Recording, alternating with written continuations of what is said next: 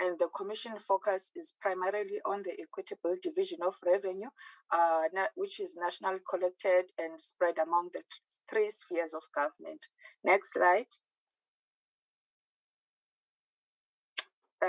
Here, I'm not sure, Kevin, I have this black thing on my slide. It's also, the other words get hidden under it, but I will continue. The importance, I will just touch on the importance of gender responsive budgeting and women's chapter. We are aware that the process to this is to building a resilient, vibrant, and sustainable communities, which can be best met by empowering women. And also, FFC is of a view that a successful intergovernmental fiscal relations system is one that needs to be sensitive to the needs of women and contributes to empowering women and moving women out of poverty. If we look at the Women's Charter Accelerated Development, Priority Action 3 acknowledges, among other things, the need for a tangible plans developed for the advancement and realization of gender equality, backed by the necessary budget allocation to ensure implementation. For this to take effect, gender equality should be reflected in all budget documents, in the strategic plans and annual performance of all government departments, as well as there needs to be adequate budget allocation to support gender equality and develop programs for women empowerment.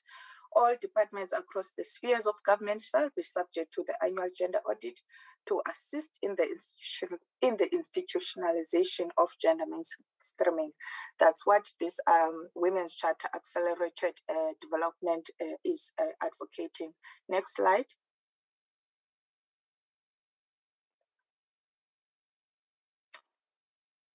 In light of this, also the FFC have been doing some study with regards to gender issues, where in 2022, FFC conducted a study on addressing gender inequality through gender budgeting in the public sector, and it made some recommendations which are also available on the website. What did the study do? The study assessed the effectiveness of key departmental budget in addressing gender equality commitments, as well as the adequacy of the legislation, the policy, and institutional frameworks, if they are indeed in line with promoting gender-responsive budgeting in government. What the study found is that there is indeed limited mainstreaming of gender issues in government departments. The main reason for this is that departments generally lack gender disaggregated data information for them to be able to plan. Also, limited gender disaggregated data. The analysis indicated that gender disaggregated information could be found in other domains or within working knowledge of departments, but that information was seldom integrated into the strategic documents of the departments, meaning that the information is available, but it's not synchronized. Next slide. My slide keep on cutting with these black things that are on the slide. I will just talk to, now I can see, I will just talk to some key aspects of what should be on the gender responsive budget. There should be a planning. We need to plan. When we plan, we start with consultation, situational analysis of what is the issue, gender diagnosis backed by gender disaggregated data, to project identified, which should be inclusive and respond to women's needs. If gender issues are not planned, no budgeting on implementation will take place. Gender responsive budgeting planning is enabled by the gender information, which should be disaggregated. There also should be budgeting process. Budgeting process begins with circulars, which must be circulated, which should be gender sensitive. Circular can also provide guidelines on how to address gender goals. The budget consultation and participatory budgeting process should take effect in ensuring that women are also visible. The next slide. And the key aspects, we are continuing with budget process, and budget processes should be accompanied by gender budget reports. Also, there should be monitoring and evaluation where gender responsive budgets should be based on a sound system of monitoring and evaluation of targets, should be based as well on the gender disaggregation data so that we know where are our targets and where we are lacking. I will move on, please, Kevin, to the next slide.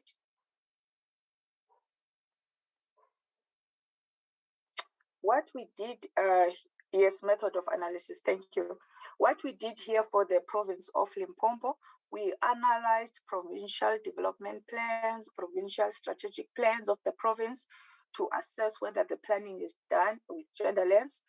We also did budget analysis allocation for selected departments, which is education and health and social development. Not that the other sectors were not important, but we just picked few. We know that education, access to education improves women's chances of participating in the labor market. We know that access to health does not only improve their health status, but their families, and it also promotes human development. We also chose social development because it contributes to promotion of women's empowerment through, among other things, integrated sustainable development and social protection programs. In this analysis, we also assess the patterns or changes in the budgets meant to support women's empowerment and gender equality. And we also assessed program performance of these selected departments that I've just mentioned to see if they are gender disaggregated. Next slide, please, Kevin.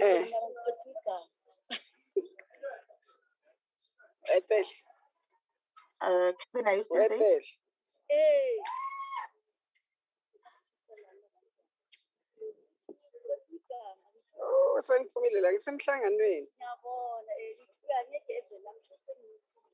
Okay, Sandra, you're right.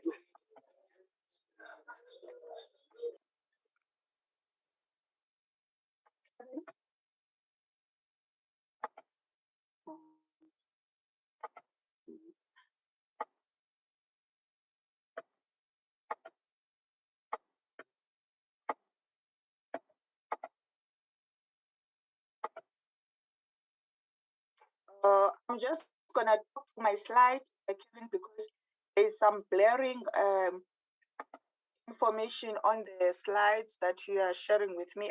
I can't see. I will talk to the slides on my side. Hopefully it will improve. In terms of the key findings on analysis on the plans, we looked at the provincial socio-economic profile of the province, where we found that total population of the province is disaggregated by gender, and the majority of the population in the province is women. We also find that the population is also disaggregated not only by women and men, also it takes into account disability, whereby also the data is disaggregated. We also find that the population structure of the province is more towards youth and is also gender disaggregated. However, we also find that when it comes to youth unemployment, it is indicated in the reports that it is regarded as the highest in the province. However, the information was not gender disaggregated, the youth unemployment. Also, what we found in the plans of the province was that province acknowledged the rise in gender-based violence in the province, and task team has been appointed to attend to these issues of gender-based violence, and FFC commends this approach. We also find that the number of workforce in the office of the premier is disaggregated by gender, and not only that, this information is translated down to all the provincial government departments in the province, taking into account disability, whereby the information is also disaggregated, and the FFC also commends this approach. I will go on to the next slide, Kevin, which also we looked at also as the strategic plans of the province. The strategic plan of the province found that unemployment, as I've indicated, is high in the province, and the province mentions that mechanism to address that. It states actually mechanism to address that as including expediting implementation of the youth development strategy to ensure that youth are empowered to participate in the mainstream economy. The FFC is of the view that before the implementation of this youth development strategy takes place, the planning phase of the strategy should be gender mainstream, whether it's disaggregated, who's going to benefit, and who are we targeting. The Office of the Premier acknowledged that integrated planning is still a challenge in the province due to persistent silo planning and incoherent implementation of development activities across the spheres of government. It is stated that, among other things, in order to address this, the implementation of the district developmental model will be used to augment other existing planning and implementation instruments in the province. The FFC welcomes this, and also we are of the view that these silos is an indication for the need for effective dialogue by the province on its integrated planning and implementation instruments, which need to be in line with the national agenda of mainstreaming for the country in order to advance women empowerment and gender equality. Also in the strategy, it is mentioned that an opportunity is mentioned in the strategic document that the Limpopo Development Plan prioritizes on high impact catalytic programs across the key sectors where implementation of focused projects will ensure the transformation of the socio-economic landscape of the province and create more job opportunities for youth, women, and people with disabilities will also be targeted. This approach is welcomed as it is in line with the gender mainstreaming objective, and the FFC would like to state that this program, a focus project, should be extended to all sectors of the economy and be gender disaggregated so as to assess and monitor who is benefiting from this. And lastly, in terms of the plans, we found that the Office of the Premier, it alludes that it does provide strategic leadership to the rest of the provincial government so as to realize the service delivery mandates. Annual performance plans of the office, it is stated that it is to give impetus to the Limpopo development plan in the province towards the attainment of targets and priorities as set in the NDP, which are also aligned with the medium-term strategic framework 2019 to 2024 priorities. The FFC is of the view that the LDP should expand on its strategy where gender responsiveness is translated into the annual performance plans and development plans and have explicit gender priorities and indicators across its priorities as per the medium-term strategic framework 2019-2024. In terms of the annual performance plans, the Office of the Premier has a program called Governance and Policy, and one of the outputs of the annual performance of the office is to monitor the performance of provincial administration and municipalities. The FFC commends this program and this approach by the office in assessing the performance of provincial administration and municipalities. The office should ensure that policies of provincial administration and municipalities translate into gender equality commitments, and the office should play an oversight role in ensuring that these commitments are realized. I will move on now to the first sector department, our findings and analysis in terms of the budget allocation. The first sector is the social development. In terms of this, the social development, it has these programs: administration, social welfare, children and families, restorative services, development and research. In terms of the percentage share allocation in the programs, children and families take the largest share, which was 36% of the budget, followed by the social welfare at 22%.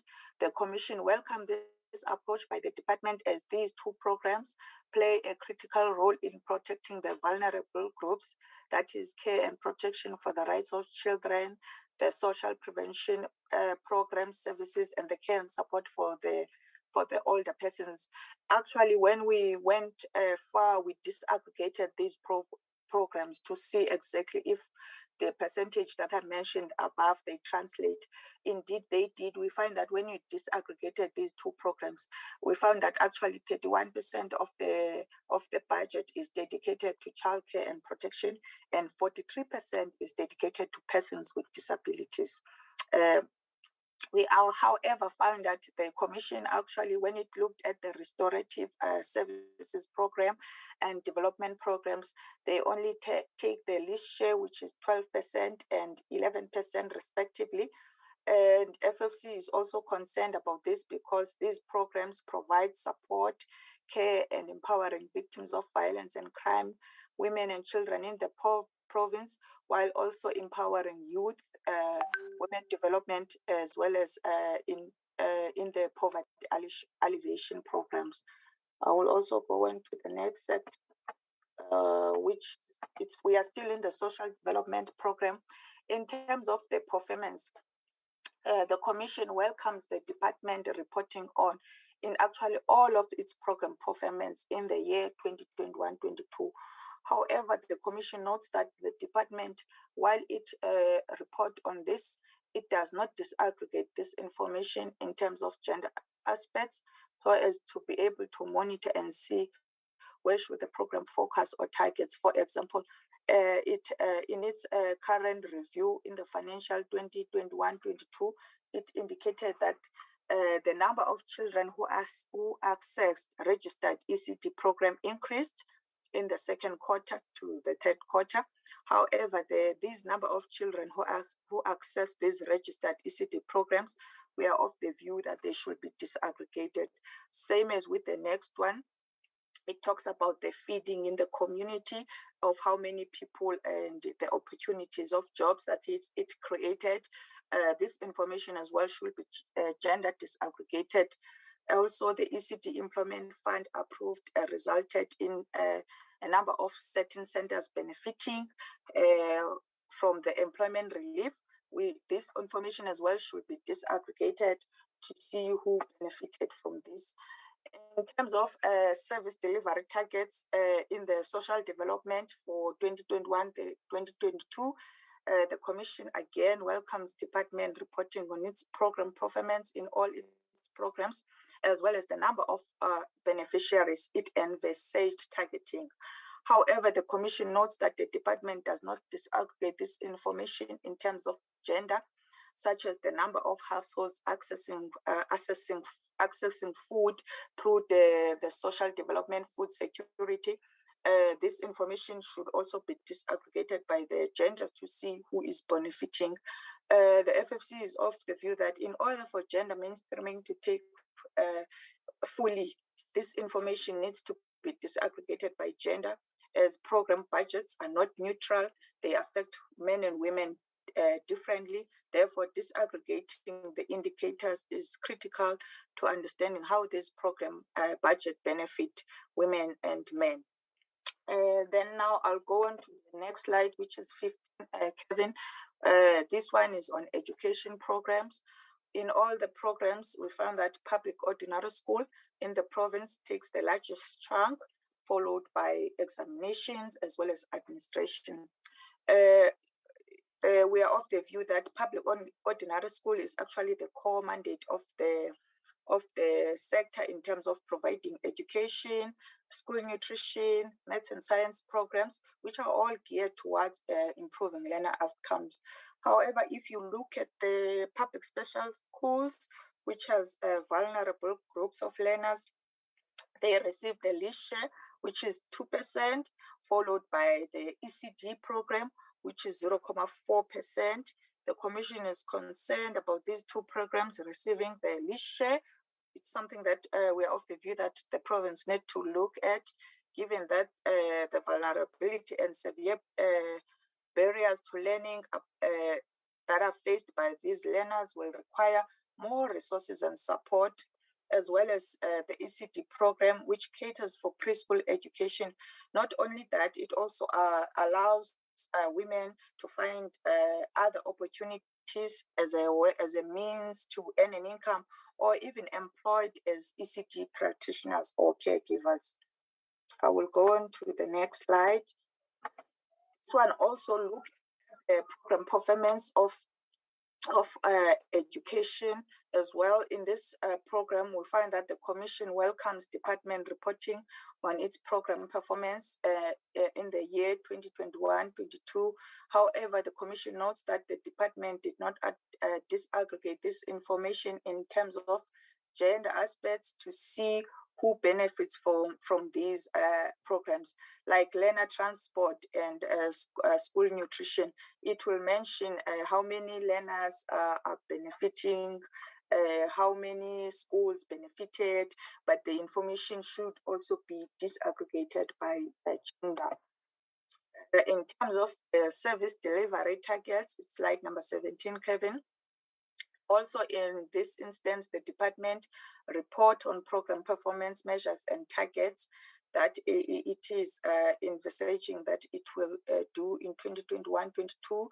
The Commission is of the view that the department should streamline this information by disaggregating by gender, so as to able to measure, for instance, the number of learners by gender benefiting from no school fees, or the number of learners in public special schools. As you can see the table below, it will say the number of schools provided with multimedia. It will be 4. Let's go deeper and disaggregate this information. The number of learners in public ordinary school benefiting from no school fees. Let's go deeper and disaggregate this information further. I will go on to the last section. I think it's health. We looked as well at the budget here, the share allocation of the programs. The district health services absorb the largest share budget allocation of 63%, followed by the provincial and central hospital services at 12% and 9%. These largest share in this program are welcomed given the services they provide, that is rendering primary healthcare services, hospital services at the district level, the community-based services, nutrition programs, prevention and disease, as well as the HIV/AIDS, TB programs. However, when we disaggregated the district health in terms of finding the sub-programs here, we found that nutrition program is the least share it received with 0.02%, followed by community-based services at 1.2%. We are of the view that it's concerning these services also affect the vulnerable groups. Perhaps some reconsideration should be looked at it. Also, the other program was healthcare support and health sciences training. They also received the least share at 3% respectively. Yet these programs provide assistive device in terms of orthotics and prosthetics to vulnerable groups of the society, as well as the forensic services. We know that forensic services play a big role in terms of investigation that should take place, while training of health personnel is key to skilled personnel so as to have better health outcomes. So next one, we'd also again here looked at the program performance review of this sector education in 2021-22. The Department of Health reviewed progress performance for the year, and it did report on its performance progress. However, it is important that the department disaggregate this information by gender, like in immunization of infants by gender, child on treatment by gender, so as to be able to monitor and see who is benefiting, where is the program focusing, so that if there are interventions that need to take place, they happen. Also, we found out also in terms of the service delivery key targets, the department does also report on this. However, it is important that the department disaggregate this information by gender. It does mention TB death rate. However, this information needs to be disaggregated. Also, it mentioned HIV tests that are done. This information should be disaggregated so as to able to see, to monitor and see who is benefiting and where there are challenges, where should the program focus more. We find that the programs that are disaggregated by gender are due to the virtue of these programs specifically focusing on women or men, like male circumcision. It is reported by the virtue that what this program does. Maternal mortality, which is good, it is reported, but other programs that's not specifically focusing on male circumcision or not, they are not advocated. The conclusion here, strides have been made by the province and reporting data that is disaggregated by gender on profiling employment and by age. And this information can be extended to include all programs of the department in line with the national agenda of gender mainstreaming. The department selected for analysis do show aspects of gender dimension in the programs of the departments. However, this information should be streamlined to all programs of the department and should be monitored to ensure that targets can be realized. Information is disaggregated by gender by virtue of the program specifically targeting women and men. Yet the same approach can be used in all programs for the benefit of gender mainstreaming while also monitoring who benefits. Likewise, with program performance by sector departments, information is available. And this information, what is left is that it is disaggregated by gender to measure progress and see achievements. My last slide is on recommendation. The FFC is of the view that the Office of the Premier, together with other departments such as Provincial Treasury, should coordinate and spearhead initiatives focused on capacity building of political and administrative leadership on gender responsive planning, budgeting, monitoring, evaluation, and auditing at all levels of government in line with the national agenda of gender mainstreaming by all government departments. Annually, a comprehensive report should be prepared by the respective government departments in the province on how their policies translate into gender equality commitments, and provincial legislature should play an oversight role ensuring that these commitments are realized. Lastly, the department should also invest in statistical capacity building programs to improve measurement of their targets and the collection of their data, which should be reflected in their strategic plans, which are also needs to be executed through budget and should be monitored with the Office of the Premier and provincial legislature exercising their oversight role. That was my last slide, Chair. Thank you so much.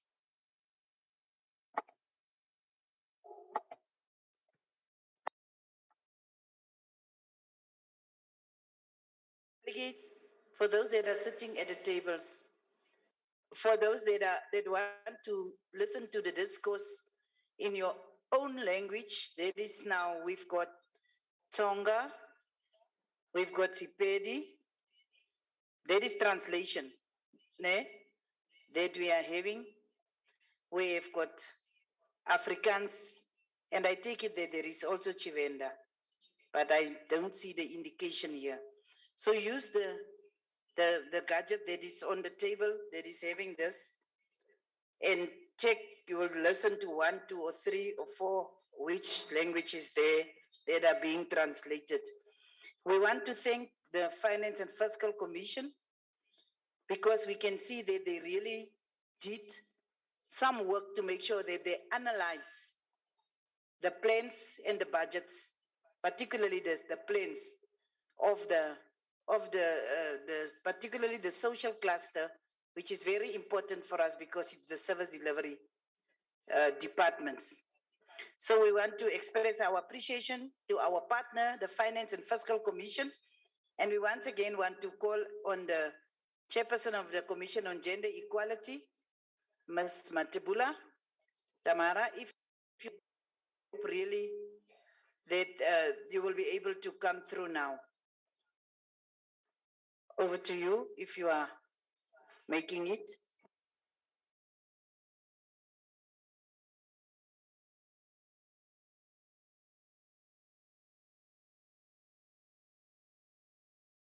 It seems as if you are experiencing. Just unmute. Tamara, unmute.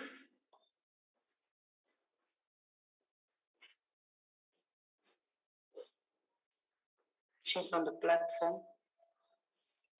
We can see that she's on the platform. We just wanted to unmute herself and then she can continue with the presentation. Kevin, can you assist? Kevin, can you assist? We would really love to hear the presentation by the Commission on Gender Equality. Are you coming through?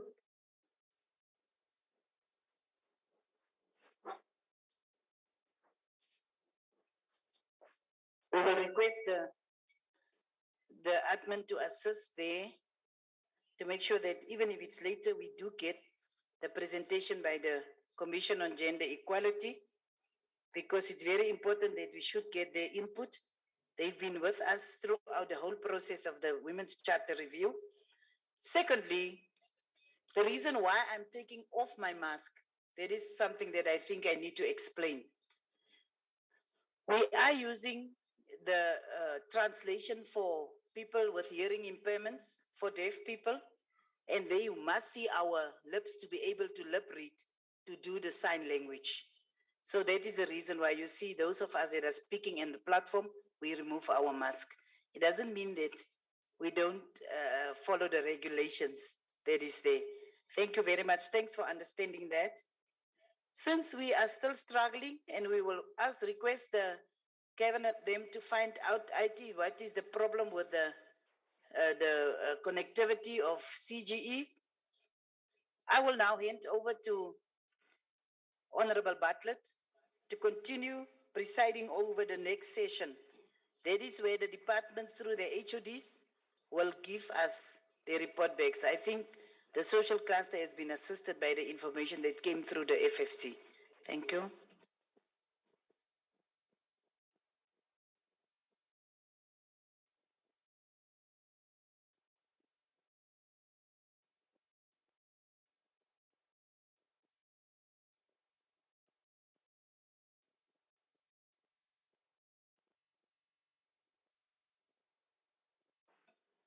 Good morning.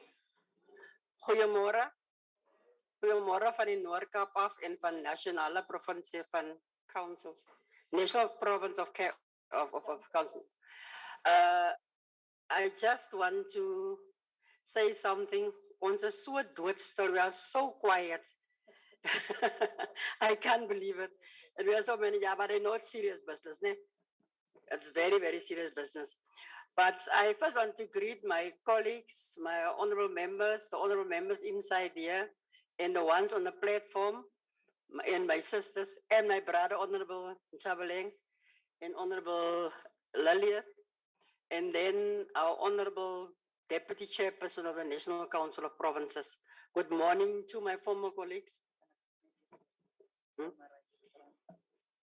I'm very sorry.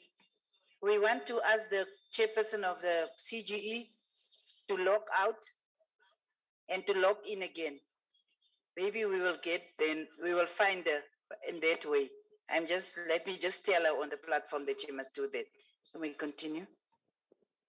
Okay, thank you very much. The next speaker will be the HOD of Social Developments. The one must tell us about the law reform to address gender-based violence and femicide, sheltering and victim support services, interventions targeted at GBV spots, overall progress implementing provisions of the 2021 Women's Charter. Just a report, and can I just ask that when the speakers come, the presenters, we'll give them 15 minutes, because we don't want our members and our sisters here to get this organized. So can we call on the first one, the HOD?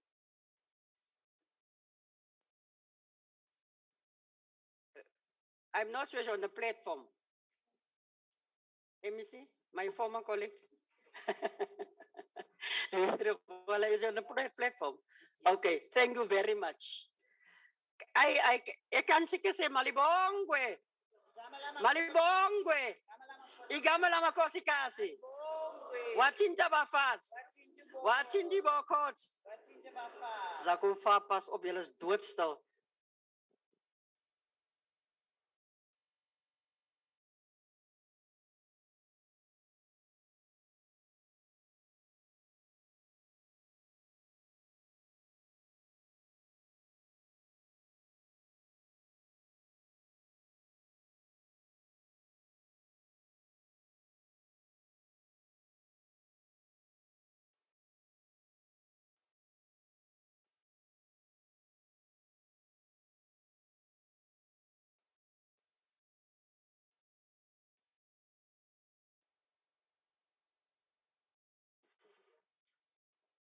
Sorry, it should is 15 minutes, ne? Okay, thank you. Thank you very much. The Deputy Chairperson and members of the NCOP that are present here, and chairpersons of various committees, the executive mayor of Polokwane, the MEC for the Department of Social Development, who is also the acting premier today, the Honorable Speaker of our provincial legislature, Memulapo, and members of the provincial legislature and all MPs that are present here, le Sechaba, Kamuka, Limpopo, Sesilongona, the local mayors, councillors that are present here. Let me take this opportunity and greet you this morning. I will be taking you through the presentation, which basically focuses on the 2021 Limpopo Women Charter for the accelerated development. And the presentation will actually be focusing on the introduction, the background, the strategic objectives, the plans for the next cycle, and ultimately the conclusion. Let me indicate, Chair, that in our presentation, we are giving a historical background, which basically ranges from as far as 1954 until 1994, when we got a democratic breakthrough, wherein we are focusing on the efforts that have been made by the province in respect to advancing the cause for ensuring that women are actually empowered in the province, and strides that have been made by government to empower women in our province in various sectors. And we are saying both charters represent the critical building blocks in history, further signifying women's commitment to challenge on oppressive system, and also to indicate that this presentation basically encapsulates a body of women in, the socio-economic challenges that are facing women. And then the presentation will basically be informed by 15 strategic objectives. So as and when I'm presenting, basically we are accounting as a provincial government, we are accounting on the efforts made by the provincial government in actually advancing the interest and the aspirations of women, in particular in the province of Limpopo. The first strategic objective deals with the acceleration of the realization of gender equality in South Africa, wherein we are saying that as Limpopo, we have re-engineered the gender machinery comprising of gender focal persons in various government departments, but also at the level of municipality, we also have gender desk officers who are responsible for making sure that there is a thorough implementation of programs, but also monitoring of issues relating to gender mainstreaming.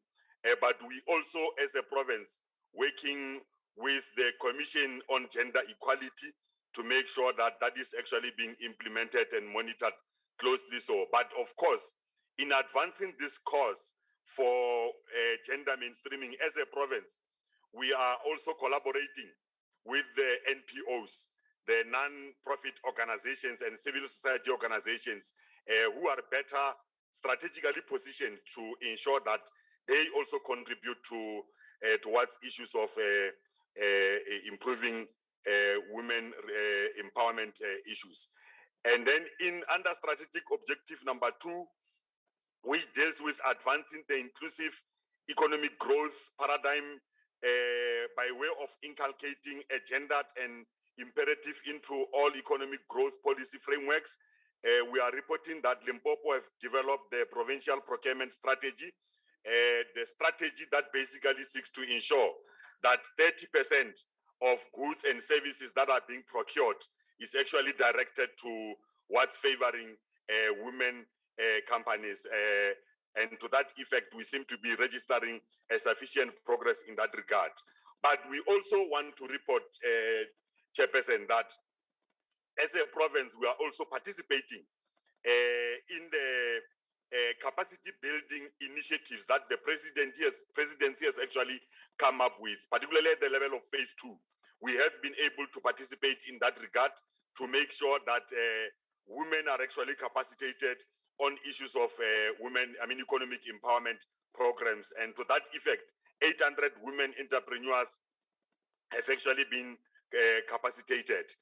And also under strategic objective number 3, which deals with advancement of gender-sensitive workers' rights, we are saying that the Conditions of Service and Remunerated Act and Public Service Act states that employees must get equal remuneration and benefit according to the employment equity.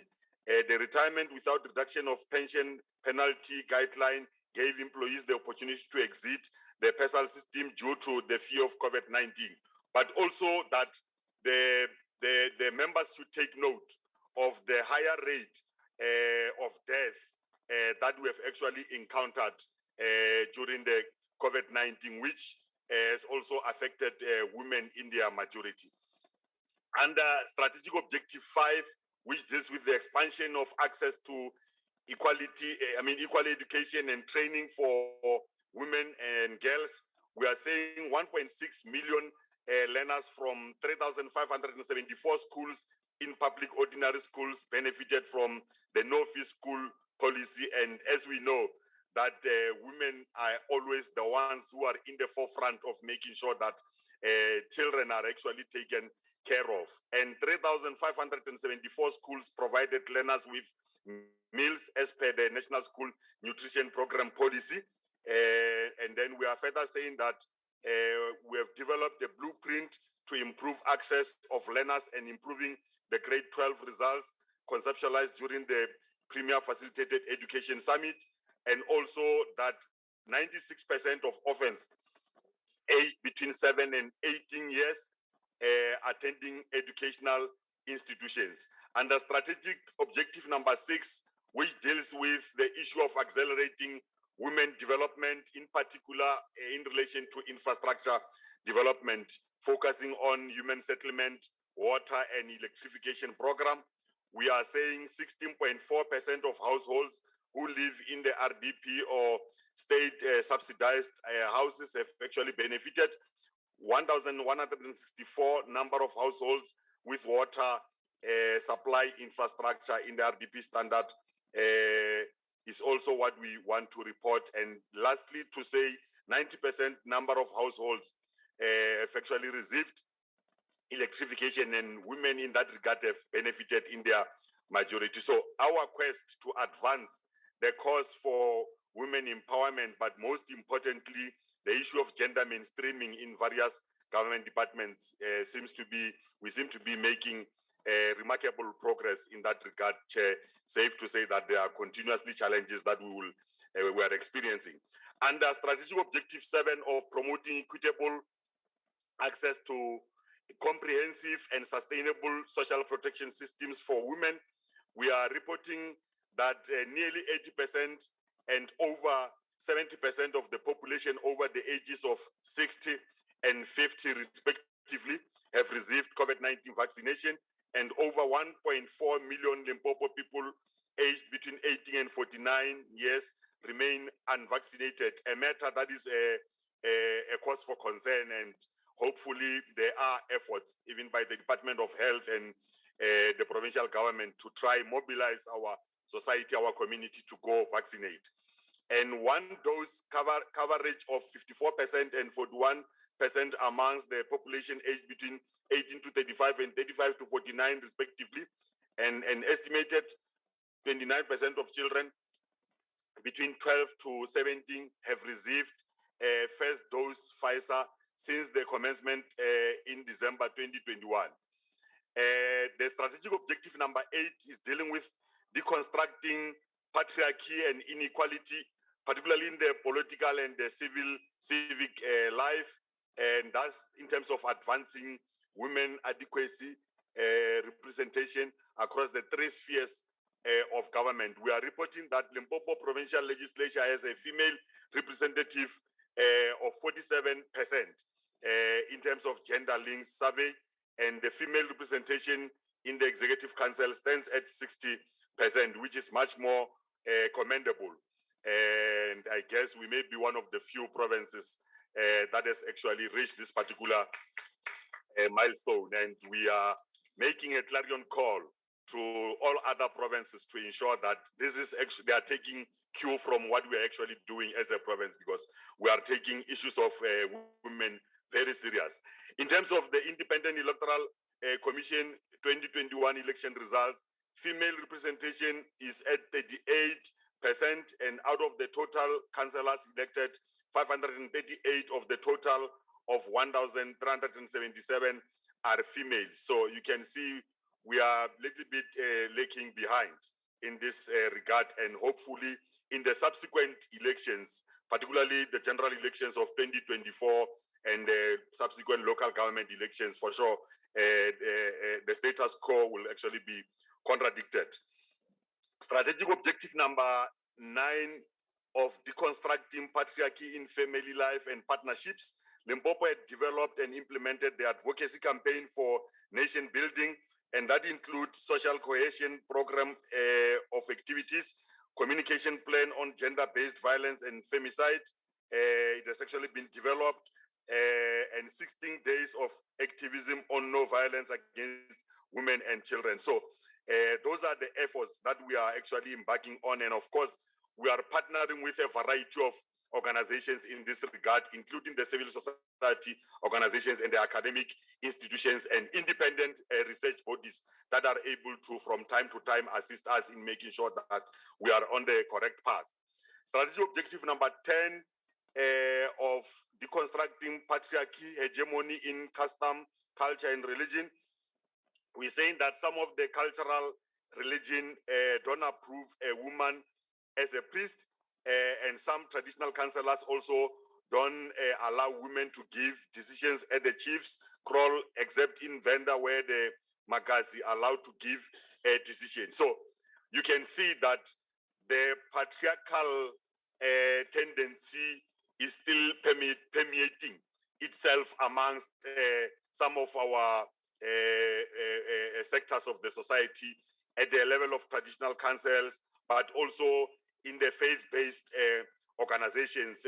We are experiencing that kind of a challenge, and for sure there are efforts underway and a program underway by various departments, including Caucus, to ensure that they are actually mobilized to end up heeding to this call of making sure that women are also participating in decision making, most importantly.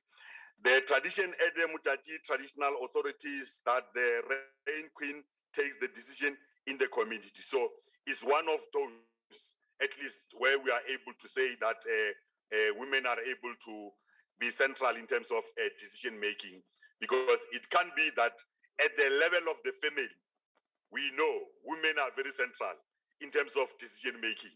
No decision can be taken in the family without a woman airing her voice. So similarly, even in all other popular organs of power, it is important that women are given an opportunity to be the ones who are actually helpful in terms of decision making. Strategy objective number 11 of accelerating women equitable access to land. women access to land, use of land, control over land, and other productive resources are essential to ensuring their right to equality and to an adequate standard of living. Throughout the world, gender inequality when it comes to land and other productive resources is related to women poverty and exclusion. Limpopo is allowing women to access land, and not only to access land, there are also capacity building programs that the Department of Agriculture is able to put in place. Not only capacity building programs, even programs of supporting women who are in the agricultural sector, because we know that the issue of food security across the world is at the center of human development, but also development as a whole. So as a province, we are taking the issue of capacitating women very serious. Strategic objective number 12, that deals with end all forms of violence against women and femicide. We can indicate that we have been able to establish a gender-based violence provincially, which was established by the Premier himself, and that is actually in place. It has got a program of action that is able to implement and monitor continuously. But despite of that, Honorable Chairperson, it is important to mention that despite of the efforts by our MEC for Social Development, Community Safety, the Premier, and other MECs to try and quell down the situation, mobilize our communities in terms of making sure that the issue of gender-based violence does not increase. It is increasing at a rate in which it is concerning to the provincial government, and we making a call to all other communities of Limpopo to make sure that the issue of gender-based violence should actually be condemned as much as possible, so that we can have a peaceful society. We have also established... Sorry, as you conclude. Oh, yeah, I'm heading towards conclusion. Perhaps I must go to strategy objective number 14 and be left with one. The number 14 is talking about advancing women equitable access to healthcare, where we are saying maternal, neonatal, and child mortality has actually been reduced. Limpopo has reduced teenage pregnancy by 13%, so which is also another social ill or a challenge that we seem to be encountering of a teenage pregnancy. And 65.5% coverage of children have actually been fully vaccinated, and 9,937 children accessed food through DSD food security program, and that is in the majority of women, 9,937. And the last slide, we're talking about a strategic objective that deals with advancing transformation and gender equality in media industry. And we are saying, according to the Global Citizen, the following are prevalent in the media space. Women only make 20% of expert news sources, and we hope this situation will be turned around. 24% of all print and electronic media houses, and then 16% women are only the subject of political and government coverage. So that is how far, as a provincial government chair, we are able to account on activities that we are embarking on as various departments to ensure that we advance the interest and champion the cause for ensuring that women's interests are actually taken serious. Thank you very much. Thank you very much. Can you just give him a hand?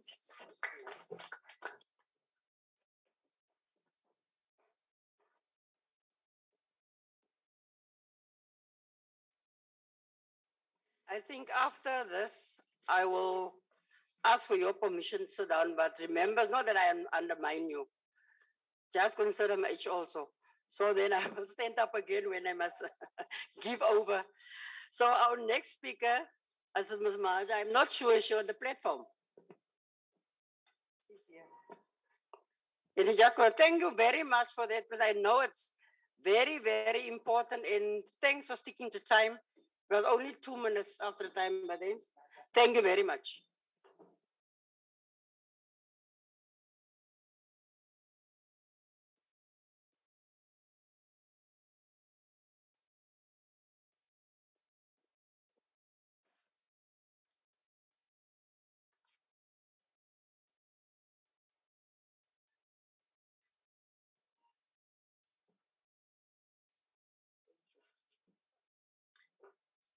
Honorable Chairperson of the session and all members of the legislature, so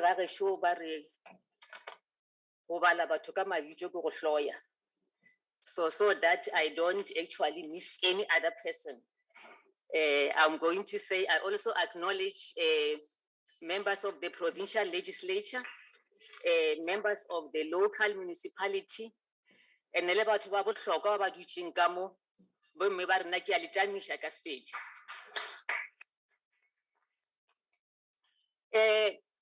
Honorable Chairperson, I'm going to, our department is a 3-in-1 department. So in as much as we want to cover the things that you wanted us to cover, there are certain things that we thought we must just, in short, just take you through of what you are doing as the province. No we are problem. going to be talking to quite a number of sectors. We'll talk to the tourism sector, we'll talk to construction sector, and we'll also talk to manufacturing as a sector, but lastly also talk to environment. I have my colleague here who will touch up on the last part of environment. I'll take all the other sectors. Maybe in terms of tourism, what we thought is very, very critical for us to share with the delegates that are sitting here today is that the initiative of women in tourism is run from the office of the Deputy Minister in the Department of Tourism nationally. And as the department, after the initiative was cascaded to the province, we launched the Limpopo Women in Tourism in 2017. And then as of 2022, Honorable Chairperson, we want to report to you that the Limpopo initiative has been declared as the best performing chapter at the tourism in Daba in May 2022. I thought it's very important that I share with you this very good news because there is so much work that we are doing in the province in the tourism sector, despite the challenges that we faced because of COVID. We are also involved with the women in construction. And as a department, we have supported the South African Women in Construction, SAWIC, when they attended their AGM in Gauteng. We usually ensure that we transport them.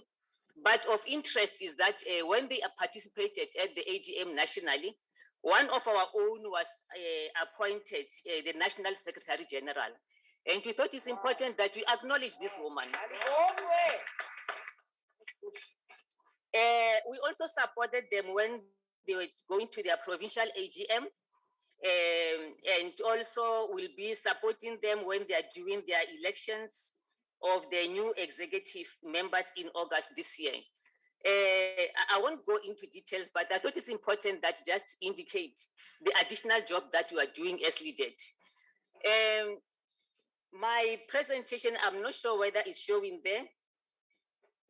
The purpose of my presentation, I'm going to be focusing on the tool, die, and mold sector. I know this is one sector that is not very common to most people. The tool, die, and mold sector is a subsector of manufacturing. Without this sector, we don't have manufacturing in the province. So as the department, we took it upon ourselves to ensure that we build this capacity within our young people in the tool, die, and mold. And then we'll also be, as indicated earlier on, we are going to be talking about women environmental projects because we feel there are also a lot of things that you are doing in this particular sector. The tooling initiative, the purpose of this initiative is to improve manufacturing competitiveness, capture market opportunities through promotion and implementation of localization. I know it's something that you wanted us to focus on. And you are saying there is no way that you can localize if you don't have capacity. So that is why, as LEADED, we are focusing on the young people to ensure that we capacitate them to be able to manufacture components. This tooling initiative has got 2 centers. We have got a fabrication laboratory that is at the University of Limpopo. I thought they'll be showing some of the pictures, because I also have pictures on my presentation, so that you can be able to see and acknowledge some of the initiatives that you're actually doing as the province. The second initiative is that we have got a manufacturing support center that is situated at the Nkuangua Industrial Park. And it is at this manufacturing support center, Honorable Chairperson, where as the department, we ensure that we support our young people by providing them with the appropriate technologies and machinery for them to be trained. And I'm standing here today to say the young people that have been trained at the Nkuangua Industrial Park, when they go to the trade testing center in Gauteng, they usually pass their test at the first attempt. This is because they spent most of their time working on these equipments. So we don't just give the learners theory and find that when a learner leaves the institution and has got his trade tested, they don't have any idea of how does this machine actually look like. That's why I thought we'll be able to show the equipments that are there in the manufacturing support center. And I can say as of 2021 and 2022, we have got 6 qualified units that went through the program. I'm talking about the recent one. And then in 2021-22, we had 4 that actually qualified.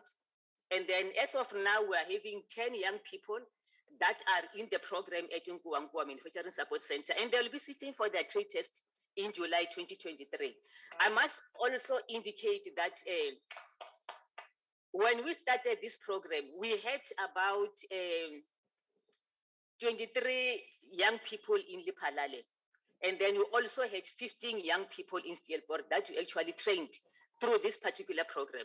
So we are saying that we are very serious about ensuring that we develop manufacturing capacity in our province to ensure that we are able to build the type of economy that we want to see. The other program that I indicated was the Fabrication Laboratory. This is also a center where we've also provided young people with technology.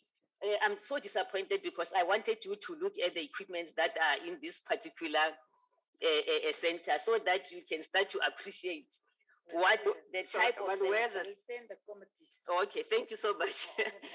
Yeah, so that, yeah, because it is at this center where not only young people, even elderly people are taught how to develop a prototype.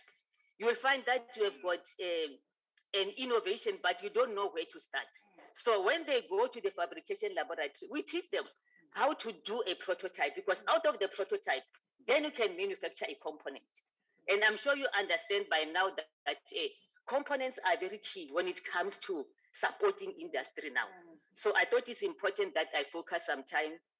Yeah, I'm going to pass because here I was just going to be showing all the equipments in this particular center. I also have, on the presentation, I also have got the type of components that these young people have been able to develop. And also I had some pictures of showing you, because I wanted you to show that in this program, we also have a lot of young women that are so much interested. Yes. And you know, you get so encouraged because most of the time, when we do the selection at the beginning of the program, you find that you have a lot of young women that are very much interested. And standing here as a woman, I'm very much encouraged to see our own daughters understanding the importance of industrialization in their lives. At the Fabrication Laboratory, there are quite a number of young people that also benefited from this program. One of them was doing the moringa juice. The other one was doing clone plants and grow them using tissue culture. And then we also had another one who was doing soya bean soup, and the other one, the oral prosthesis. And I must indicate that out of the Fabrication Laboratory, we had one of the young guy that was part of the program that went to Japan after he managed to get a scholarship through the Fabrication Laboratory. As I'm standing today, he's got He's got a senior degree and he's been employed in Japan. And we are looking forward to these young people, encouraging our own young people in Limpopo that it is possible. You don't only have to focus in our province, because once you go out, you are able to be encouraged, and you get better exposure in terms of what is happening internationally. I'm going to pass here. I wanted you to see also the Fab Kids, because at the Fabrication Laboratory, we are also involved in what we call the Fab Kids, where we take young kids from also lower primary, from primary school, that come to the Fabrication Laboratory, because you'll be surprised to see what young people can do with technology. Because we are, it's very, we have seen during COVID that the 4IR is the way to go. Yes. And the sooner you start with kids at that particular age, the better, because they now grow up understanding that manufacturing can be done. Most of us, we thought manufacturing can be done when you have got a doctorate or whatever. But these young people have shown us that we can actually start at a very young age, as long as you give them the right platform for them to be able to develop.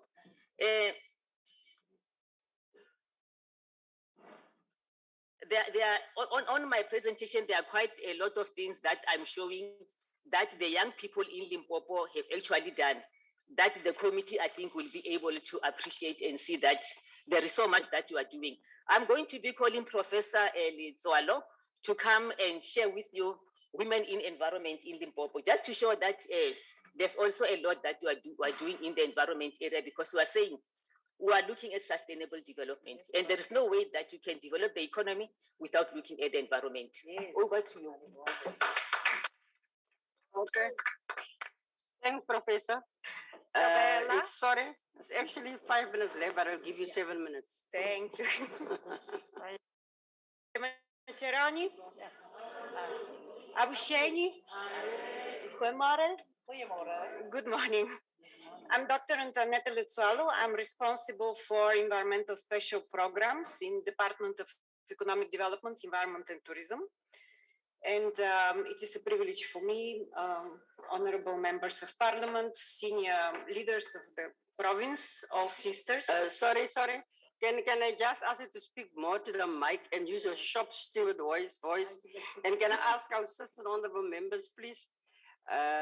That's a bit of a harass, but just use your voice. Women in environment is a very fundamental concept, because the health of our environment is the foundation for everything else that we do. The recent floods in KwaZulu-Natal showed us that if we don't consider the physical environment, every gain in our development can very easily be washed in the ocean. In Limpopo, we had rain in Polokwane last week, and I live in this town for 22 years. This was the first May when we had rain. So the environmental issues are very, very important, and we really have to start taking them seriously. We have been discussing them for a very long time, and now is the time to take action. So what I want to say is that I'm very proud to present that in the section Environmental Special Programs, we actually work with women on the ground, and we have concrete projects that we are proud of. For example, in the Capricorn district, we have 14 projects with 443 female participants. The people there grow medicinal plants, vegetables, they create environmental awareness, they do river cleaning, energy conservation, pottery, and they manufacture traditional coffee. In Mopani, we have 9 projects, 152 female participants, and they are funded by different entities. For example, we have funding by the National Movement for Rural Women. We have funding from Department of Agriculture, National Lottery, Rural Development, and the Nozala Trust. The total value of our projects in Mopani is 2,150,000 rand.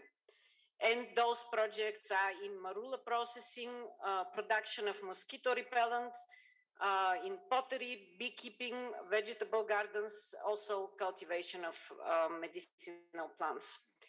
In Vembe, we have 14 projects, 533 people, 13,205,100,000 rand. And here we are very proud because the Vembe projects are on the territory of our Vembe Biosphere Reserve, which is an entity endorsed by UNESCO, the United Nations Organization for Science, Education and Culture. And through that funding of 13 million rand, we have empowered women on the ground.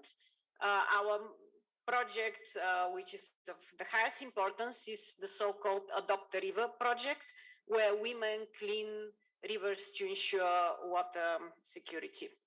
In Otterbeck, we have 24 projects, 215 people, almost no funding. So if anyone would like to assist us, we are ready to link you to the people on the ground. In Sekukune, 8 green projects, 136 members, funding to the value of 5 million rand. Here we managed to secure funding from the Flemish government. And this is all I want to say. If anyone would like to engage further with our ideas, you're welcome. Thank you very much.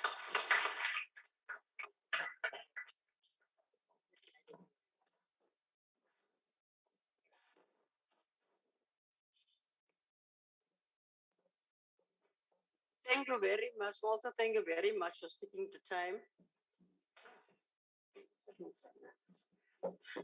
I just want to apologize because we do have some of our members on the platform and some of them inside here, the MPs and the MPLs, which we didn't recognize. The MPLs is Ms. Honorable Makaba. Can they just give me an indication? Where are they? Okay, and then Honorable Mate, Honorable Mochwadi, Honorable Zelani, and Honorable Pala is the MPLs from Limpopo. Can they just wave at least as you can see who are? Okay. Thank you very much. And then our honorable MPs on the platform, Honorable Gillian, Honorable Nkosi, Honorable Maleka, Honorable Yi, and Honorable Mashalangu. Thank you very much, our sisters, honorable members. And sorry for not recognizing you. Just for people, because we can't assume that we know everybody. Some of us are saying, like the deputy chair said, she's staying in Uppington, I'm staying in Kimberley. So we can't just say that everybody knows us. And on that note, thank you very much for the presentation and thank you very much for sticking to time. Now, our next speaker is Mr. Brett from Treasury. Mr. Brett from Treasury, who will tell us about advancing equality through gender-responsive budgets, visualizing gender-responsive budgeting, funding the women empowerment agenda is articulated in the 2021 Women's Charter for Accelerated Development. Okay, thank you very much. And our time is 15 minutes. I'll see if I can give you extra.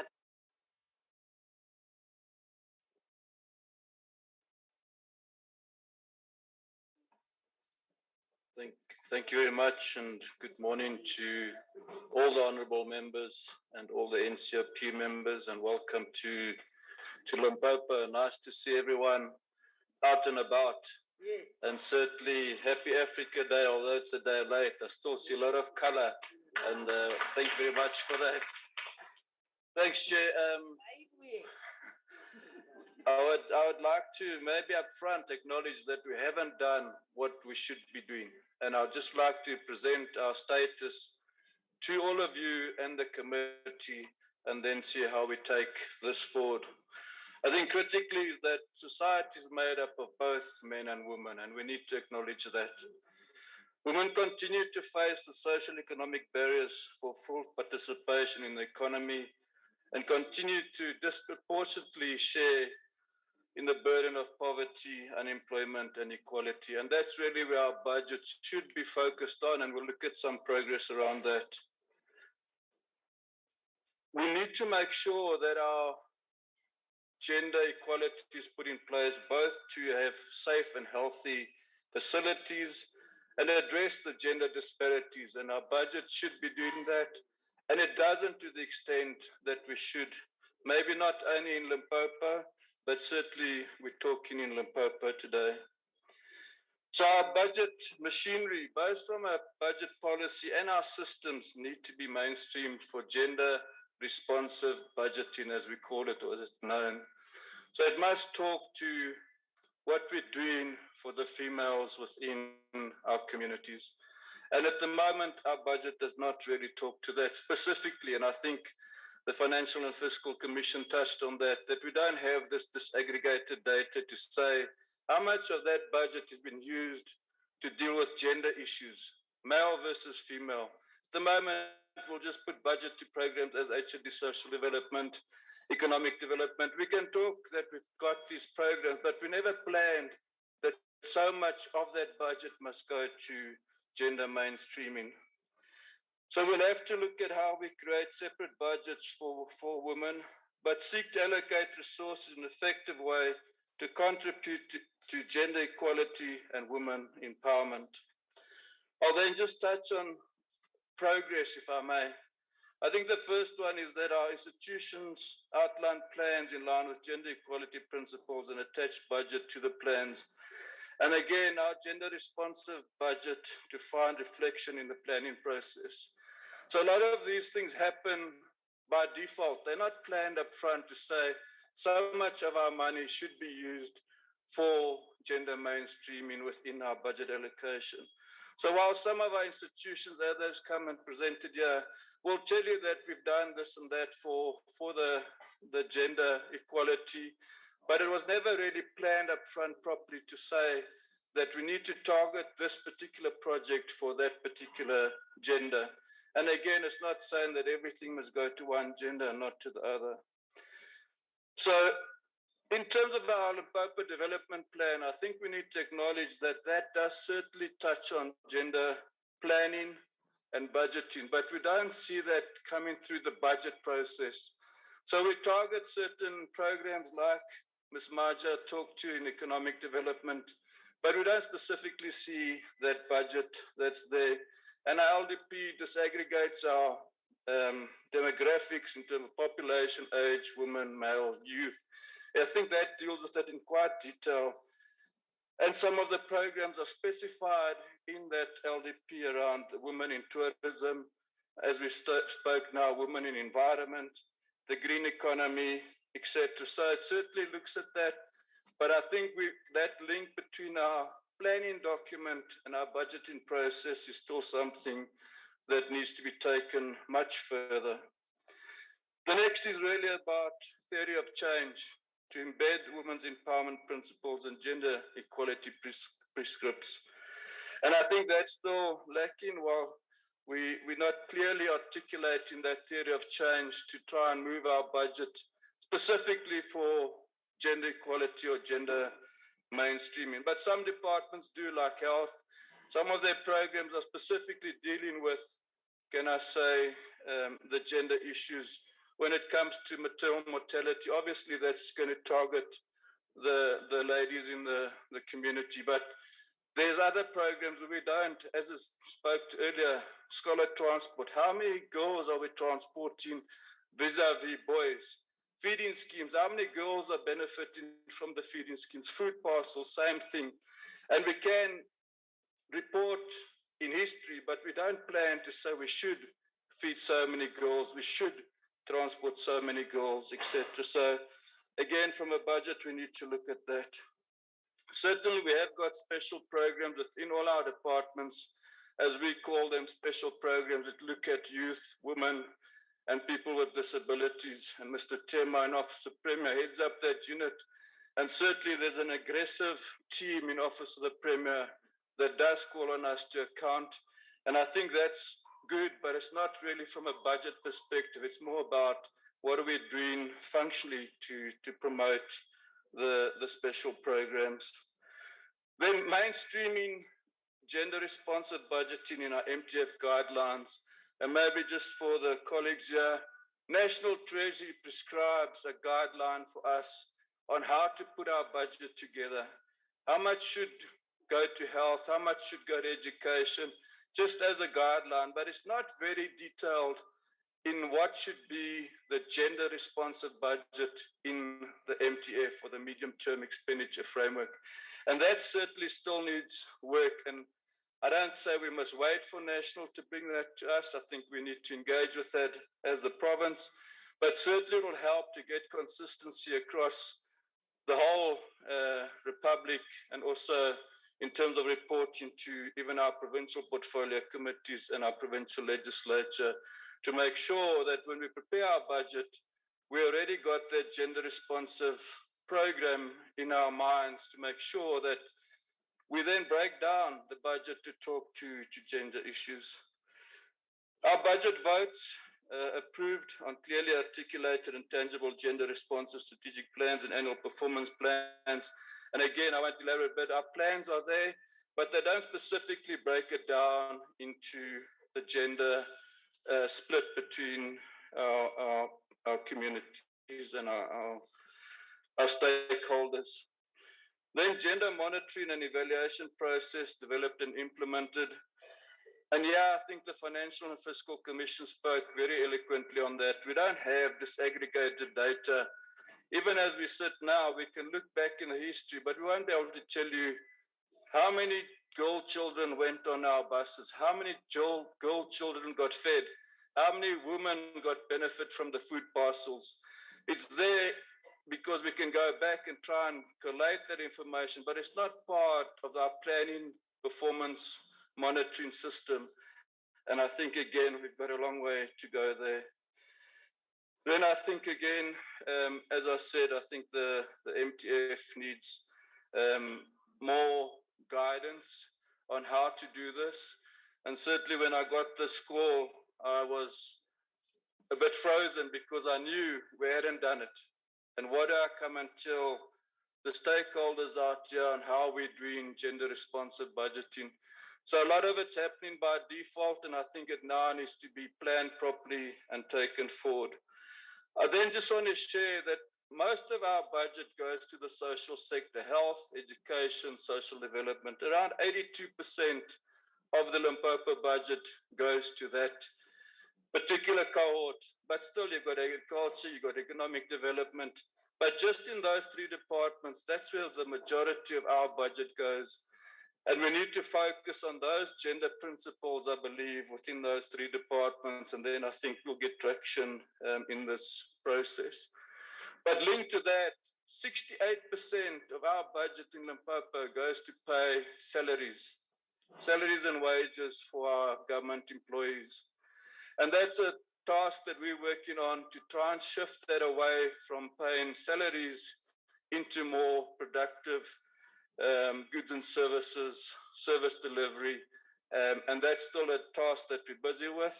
But I guess, again, when we look at our employment equity, certainly there we are dealing with it in a very positive way. And I know in my department, I'm exceeding the 50%, but not at SMS level or senior management level. We still got a little way to go there. But I think generally, we're certainly finding women in government. And as you saw them speaking here today, I think it's evident of that. So there are, as I said, there are areas where we do put budget, but it's not well managed or well informed. Social development, as was spoken to, gender-based violence, we do provide old age, foster care, disability, places of safety, NGOs, HIV/AIDS, food relief. But again, we don't really have that focused planning process to inform the budget before we actually start spending. Education, we've got the sanitary dignity program where we give sanitary pads to our schools. And that clearly is for the fair agenda.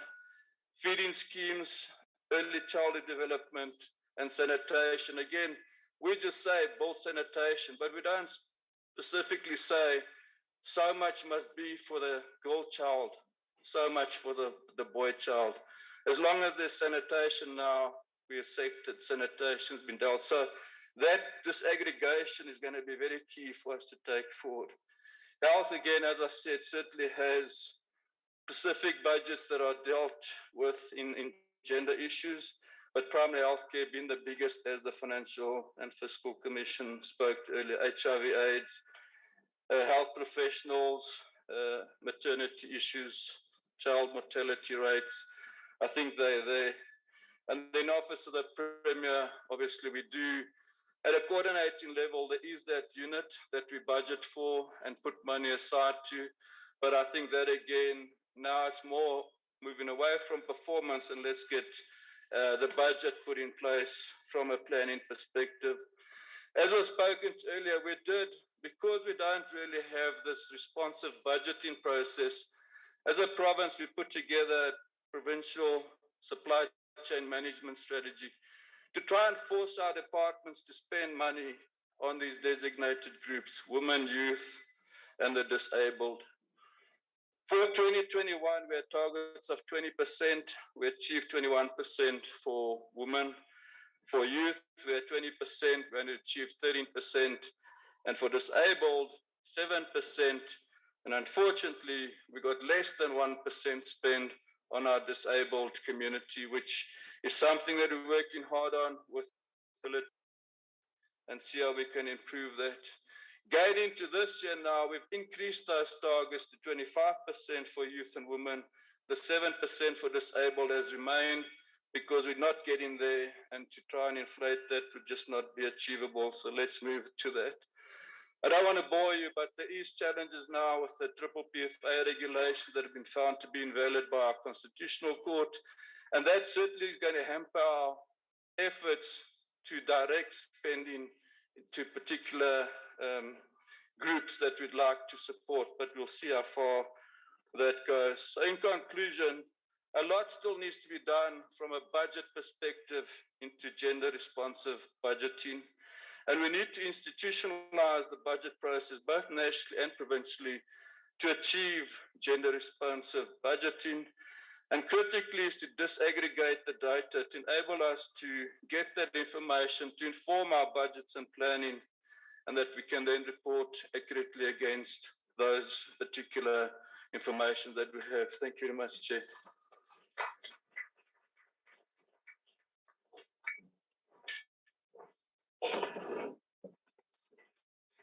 Thank you very much. I think it was a comprehensive presentation like the others. And you know, when it comes to the issues of gender, I'm just happy that you also said that you are going to work on the issue of gender responsive budgeting and on the disaggregation of data, because it's very much important. Remember, we do have gender focal persons in the departments. I was one of them, and I know they are struggling. I don't want to entertain that. At the end, when we're done, then there will be time for interactions. So I'm just mentioning it because I can see that they are very serious about implementing it. I know my colleague there know what I'm talking about. After, this is now my last speaker, and I'm going to give over to Honorable Mayor Maragani, Lilith. But before that, I'm not sure, Sebi, can you just indicate the CGE here? Here. After, okay, no problem. I just want to make sure that you, okay. Now, I'm now at the last point, the HOD, it's a woman. Is she here? Yeah, the HOD of Department of Cooperative of Caucus. Can she just come? If she's here, I think it's the speaker, last speaker on my side. HOD? Ek gaan after another. Ik praat soms Afrikaans, ne? Hulle verstaan me. Dankie.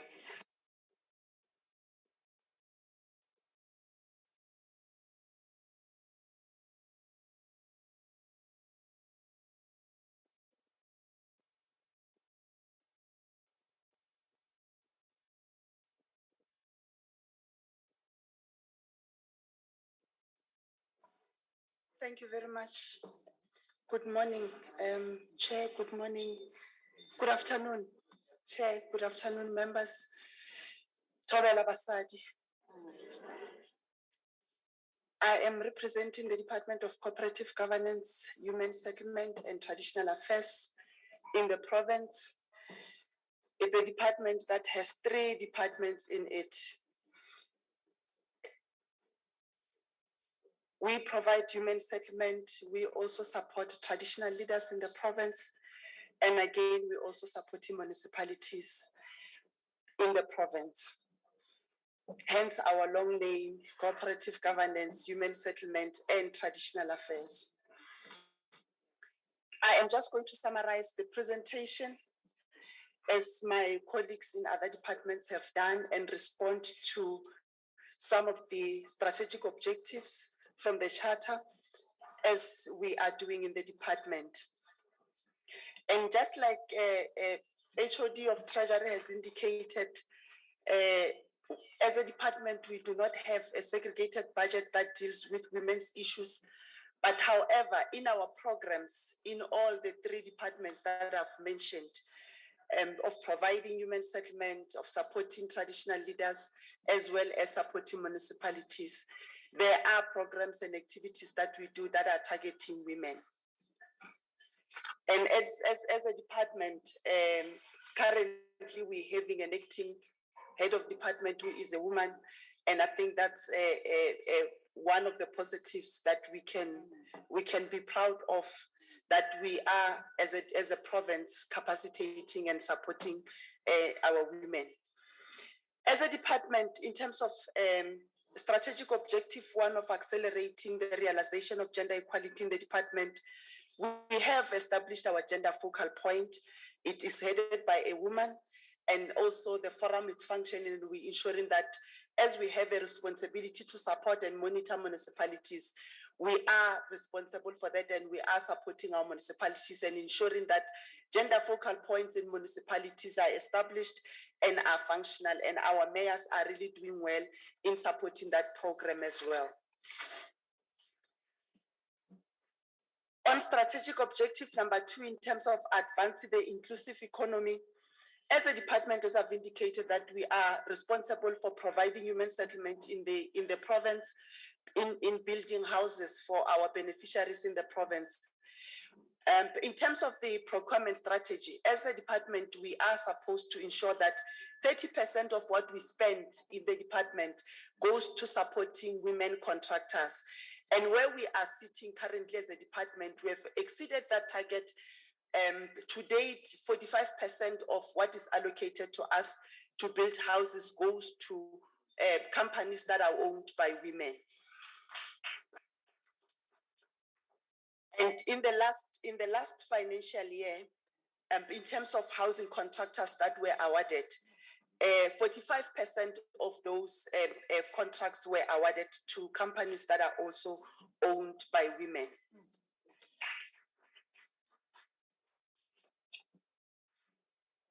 On other programs that we are providing in the department on CWP, Community Works Program, we've got female that are participating in that program, which is a total of total of people that are participating in the CWP program. We've got 31,092 of that, which is 84% are women and 16% is men. We're participating in the EPWP program as a department, and we have appointed 56 men and women in the department that are participating in this program. And of that, 35 of them are women and 21 are women and are men, which makes 62% of our participants in the EPWP program.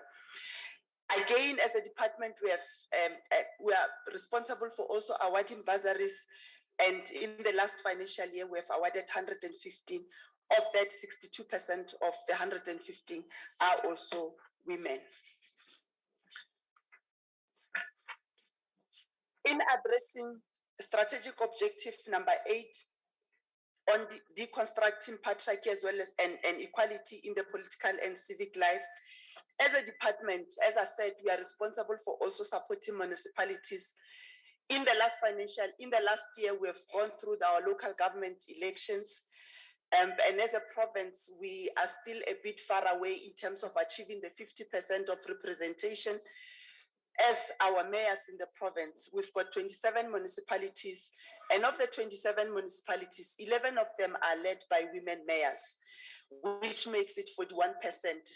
That's why I'm saying we still have quite a long way as a province in achieving the 50% that we want to achieve. And we're looking forward to working with these mayors so that even in the next elections, we see women rising up and leading more municipalities in our province. Strategic objective number 9 on deconstructing patriarchy in family life and partnerships. As a department in implementing our programs, we have partnered with NHBRC as well as NYDA in implementing our housing programs and also supporting and training women and youth in our communities. We are also, as I said, responsible for traditional affairs in the province and just ensuring that women are participating in decision making. And as a department, we continue to work very closely with our traditional leaders as we are responsible for ensuring recognition of senior traditional leaders, as well as head men and head women. As a department, we are continuing to recognize them and ensure that they are also participating in municipal program as well. End of this month, the Provincial House of Traditional Leaders, its term will be coming to an end. And as a department, we're looking forward to seeing more of our women senior traditional leaders being elected to the Provincial House. And we hope quite a lot of them will make it to the Provincial House so that we can see more of our women being represented at that level. In terms of the TKLA, all senior traditional leaders participate in their local houses. So we would really want to see change at that level and seeing our women traditional leaders being represented at a provincial level.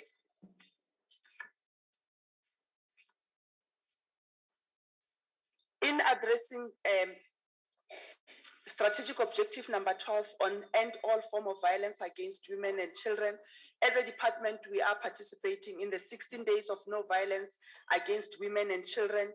We have also provided training programs on disability as well as other special programs in our municipalities as well as communities in the province. We were also requested to deal with, before I go into the district development model, I will then deal with the last strategic objective, which is strategic objective number 13, which deals with human settlement. As a department, in the last financial year, we have built 4,272 houses, and of that, 55% of the beneficiaries were women, which is total of 2,199. We did not do quite well in the 2020-2021. We have constructed 4,484 houses, and of that, 1,738 beneficiaries were women, which was 39%. However, in the current financial year, we have seen some improvement. We're also responsible for ensuring that our people get secure of tenure. And in that, we have allocated or given our beneficiaries their title deeds on the RDP houses that they benefited from. And in the last financial year, we have issued out 1,417 title deeds. And in the last financial year, 2021-22, 939 title deeds were given to our beneficiaries so that our people can then have a secure tenure and they have their houses belonging to them. In terms of monitoring and coordination of the district development model, our MEC is responsible for ensuring that as a department, we monitor gender planning, monitoring, as well as budgeting in the IDP process of municipalities. And currently, municipalities are in the process of finalizing their 2022-23 IDP for adoption by councils, and we have assisted them in terms of assessing those IDPs. And the process, we've ensured that it is aligned with the IDP through the assessment process. We have ensured that the IDPs are aligned to the Limpopo Women's Charter, thus play an important role to ensure that the objectives of the charter are forming part of the local government planning. I'm going to present the budget in terms of, I will not indicate all the municipalities, but I will indicate it as per district in terms of the budget that have been allocated in the MTSF period for the district municipalities. I would not necessarily go into the local municipalities looking at the time. With Capricorn District, in their current IDP, they've allocated 4.4 million, and this amount is only for projects that are targeted for gender mainstreaming in the district. With Vembe District allocating 14.8 million, Mopani District 5.7 million, Skukuni District 1 million, and Otterbeck was not explicit in their IDP in terms of what has been allocated for women or gender mainstreaming in the district, and that's one of the areas that as a department we are looking into. As I said, I would not necessarily go into the budget allocations for all municipalities, but in terms of the assessment that we have done, all our municipalities in the province are complying, except the one that I've just indicated, and they have allocated budget for gender mainstreaming in their local municipalities. Thank you very much. Thank you. Thanks for sticking to time.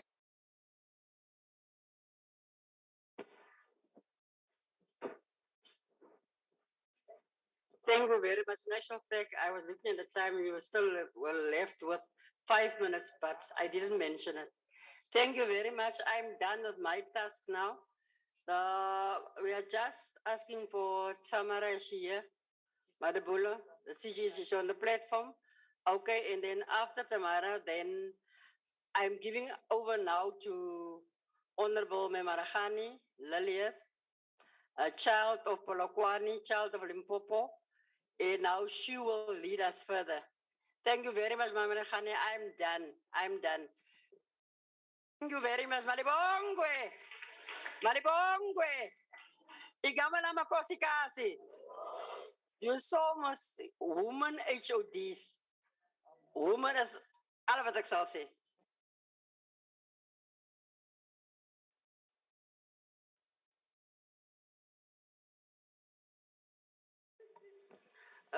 Tamara, you can start. Chairperson of the CGE, the platform is yours. Thank you very much, and good afternoon, Chairperson. I just want to check if I'm audible now.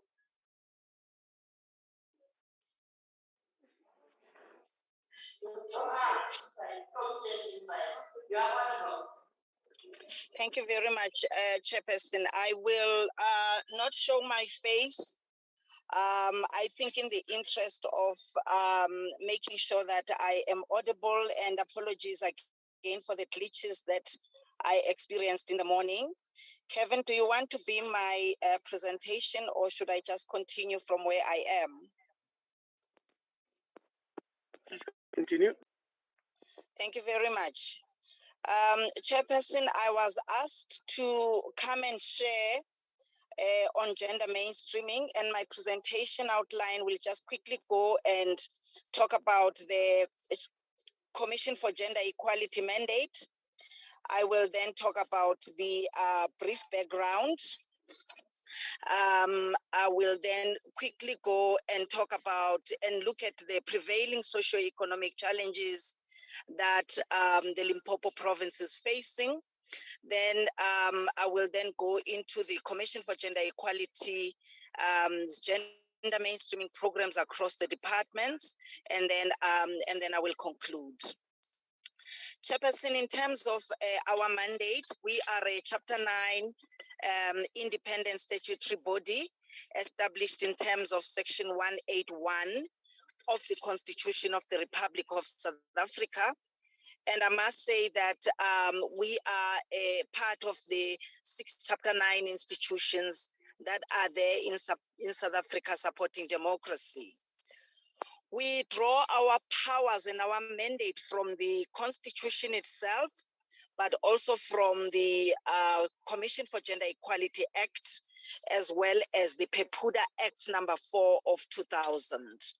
And the Pepuda Act is quite clear in terms of our interventions and how we should monitor various discriminations on the basis of gender and the basis of sexual orientation.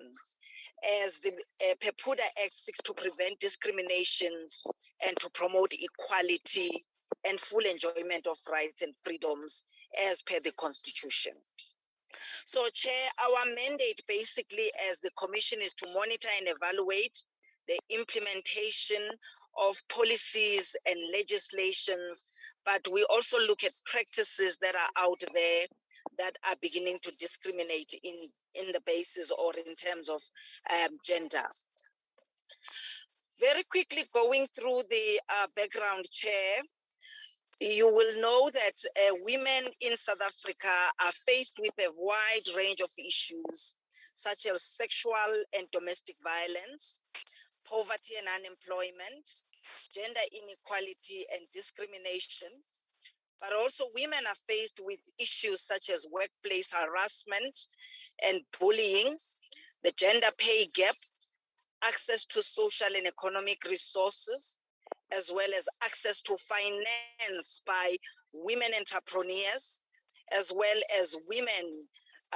We still see that women are still in the periphery when it comes to access and ownership to land.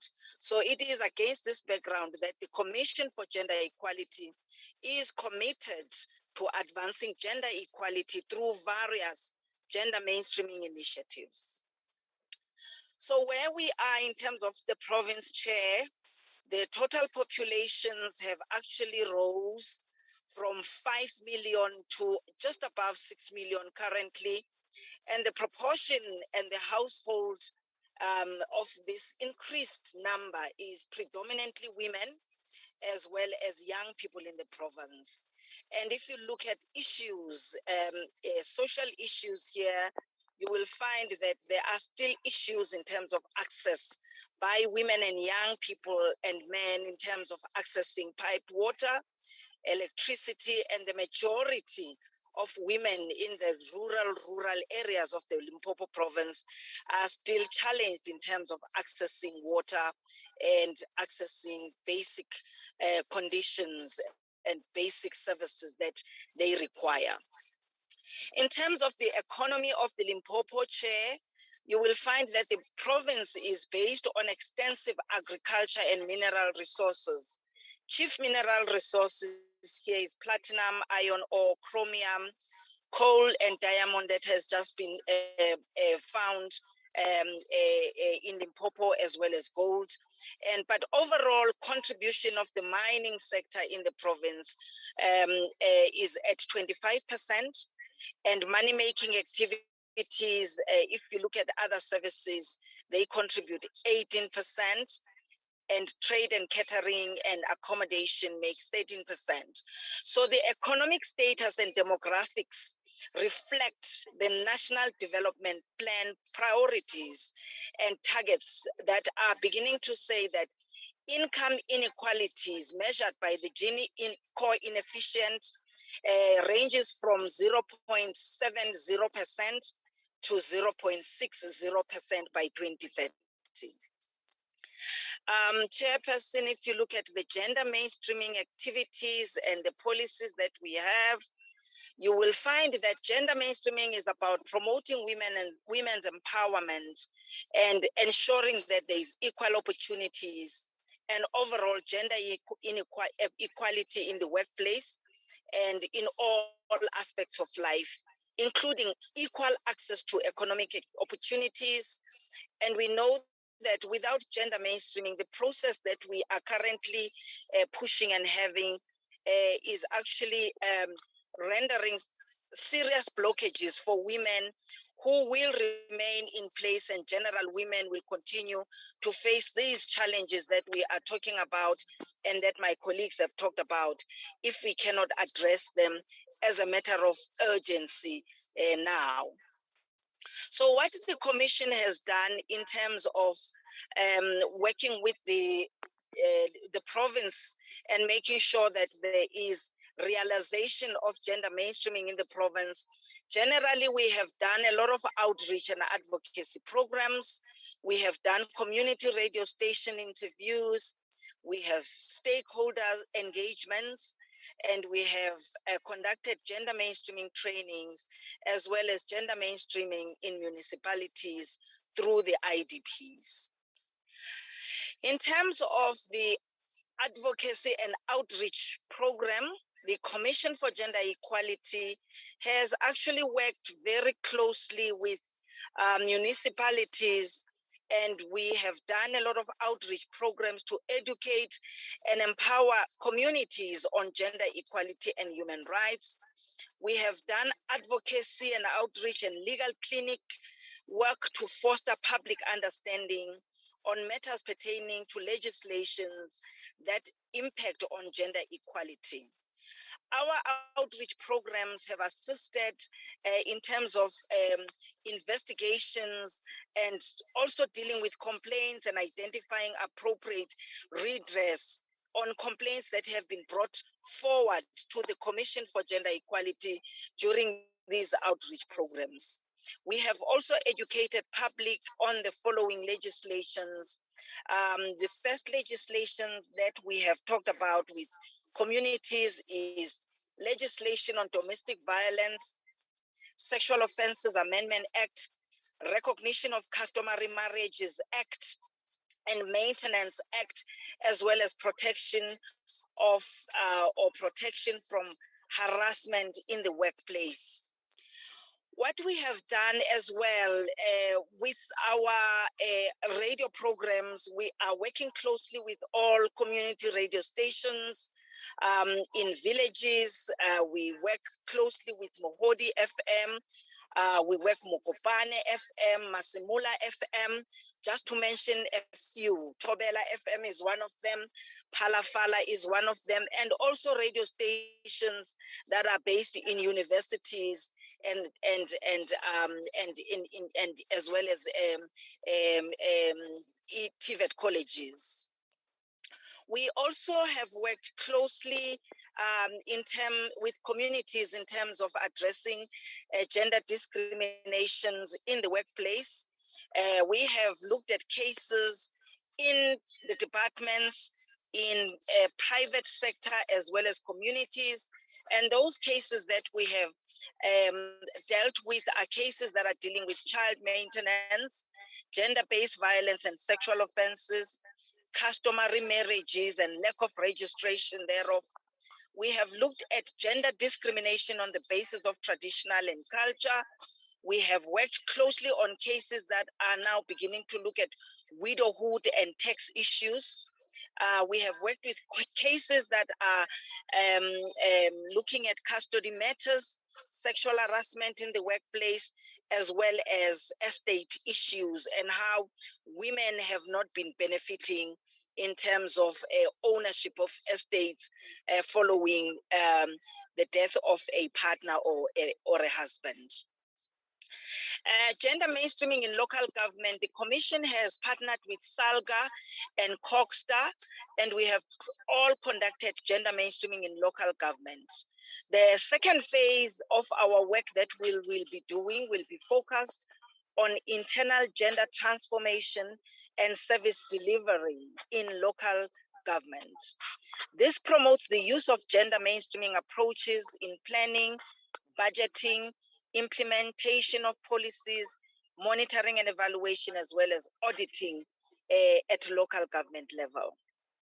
For an example, we have worked closely with Lipelle Nkumpi local municipality, the Bilabela municipality, the Elias Mutwaledi municipality, and the Commission has actually mainstreamed and has built capacities in all these municipalities that I have mentioned. The next level of work in terms of gender mainstreaming in Otterbeck districts and Bilabila, we have worked with these two municipalities, and we have looked at their policies and their IDIPs. We have analyzed these from a gender perspective, and the Commission for Gender Equality has also administered gender audit tool to ascertain the levels and the progress that has been made in terms of achieving gender transformation in Otterbeck as well as Bilabila municipality. So the following policies were analyzed. We have looked at the employment equity plan. We have looked at the sexual harassment policy. We have looked at the succession plans, the HIV and AIDS policy, the leave policy for both women and men. And the CGE is still working with the municipalities in making sure that we take the process forward. And these policies are now beginning to talk about and address issues of gender equality in the municipalities and in the workplace.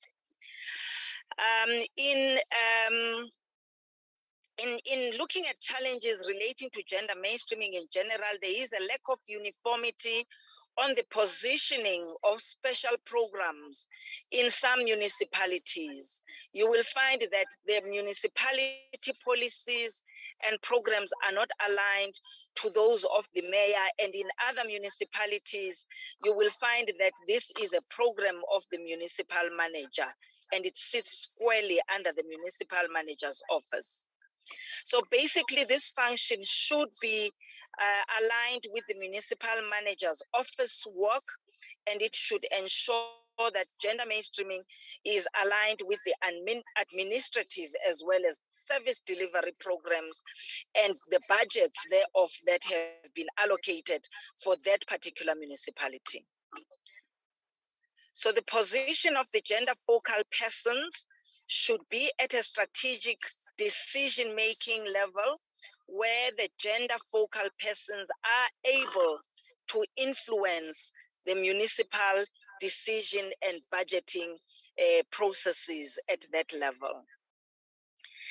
And in terms of interventions relating to gender mainstreaming, the Commission for Gender Equality further proposes and recommends that we need more engagement with the MEC Coxta to intervene in terms of non-responsive and non-responsiveness of some of the municipalities that we have worked with. And we need to further engage with the Office of the Premier to address issues of lack of proper implementation of gender mainstreaming imperatives as a result of the Limpopo province, as well as working closely with other women structures in the province, just to make sure that we realize gender and women empowerment strategies that are there in the province.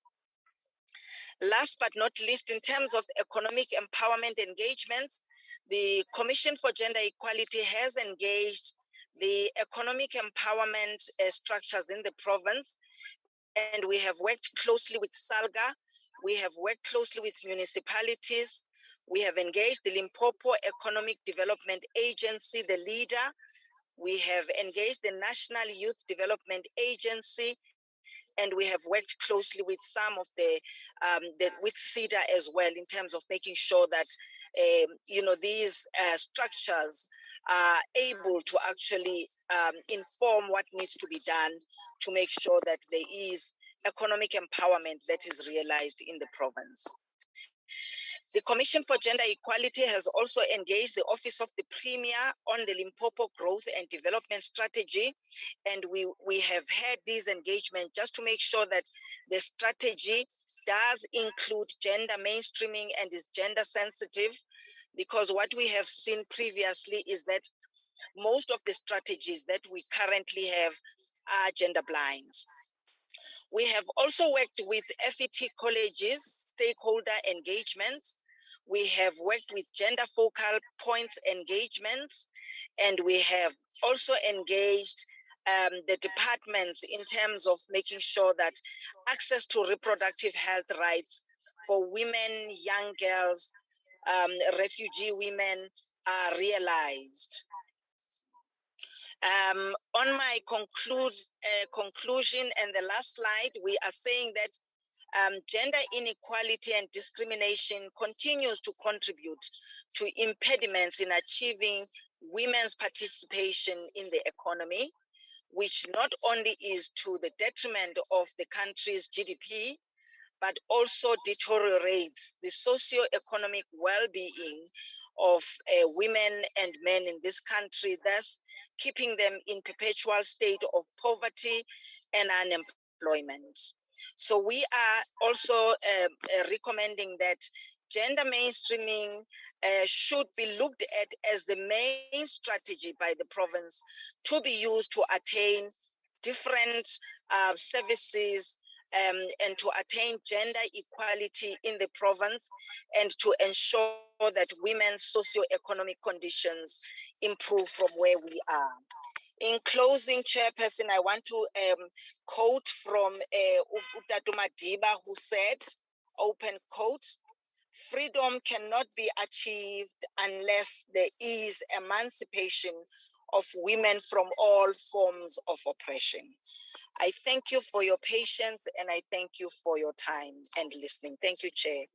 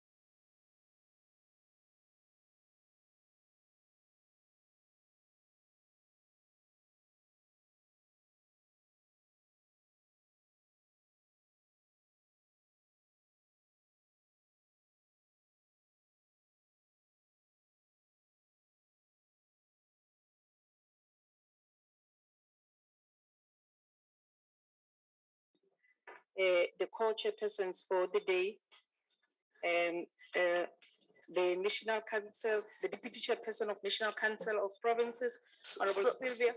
Sorry, Honorable Mayor, time is 5 minutes.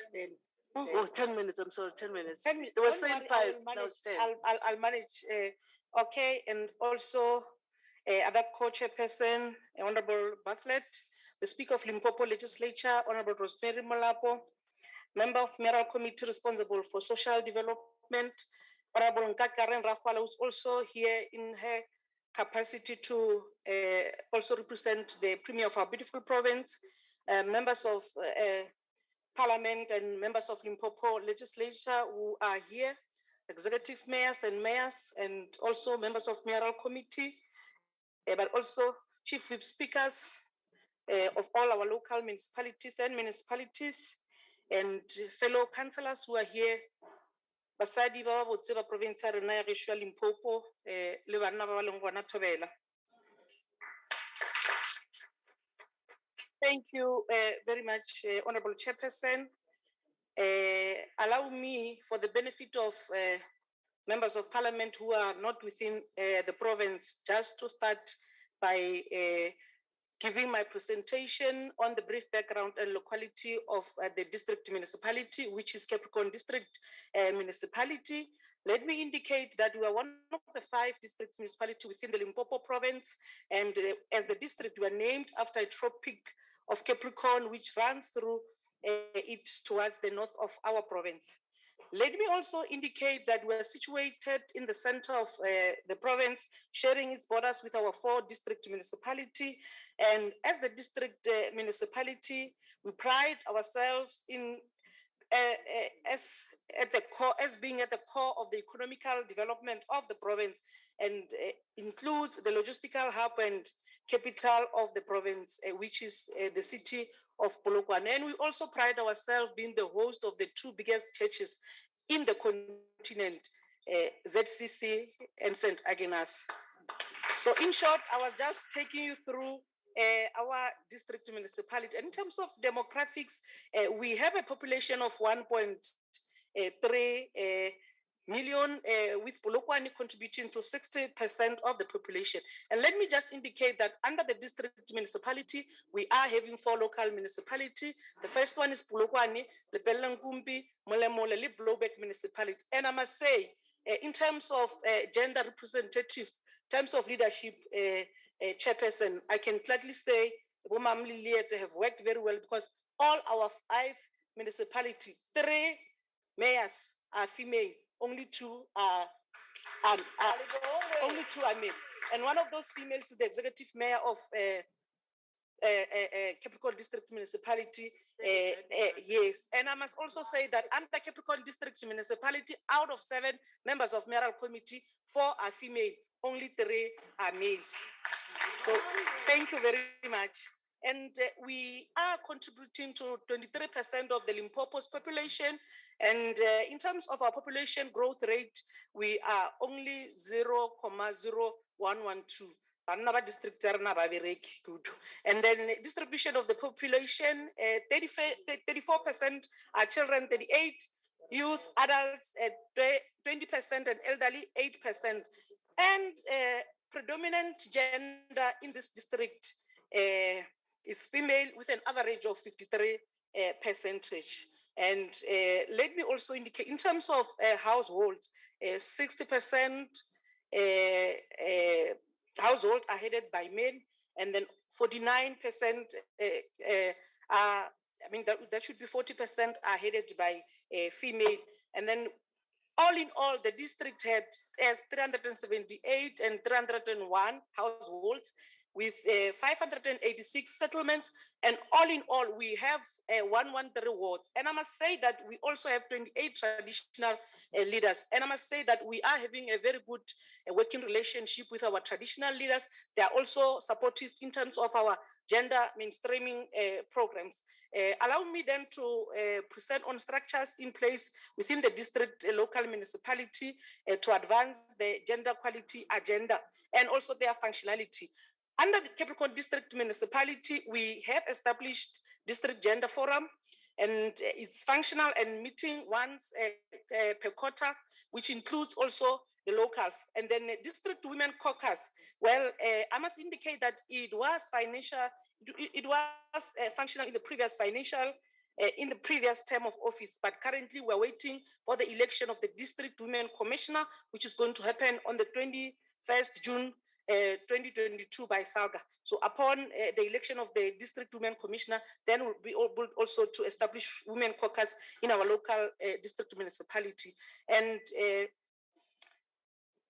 all the local municipalities have active gender forums which are meeting once per quarter, and the state of the Women Caucus is the same, because we're still awaiting the establishment of the election of the Women Commissioner within the district municipality.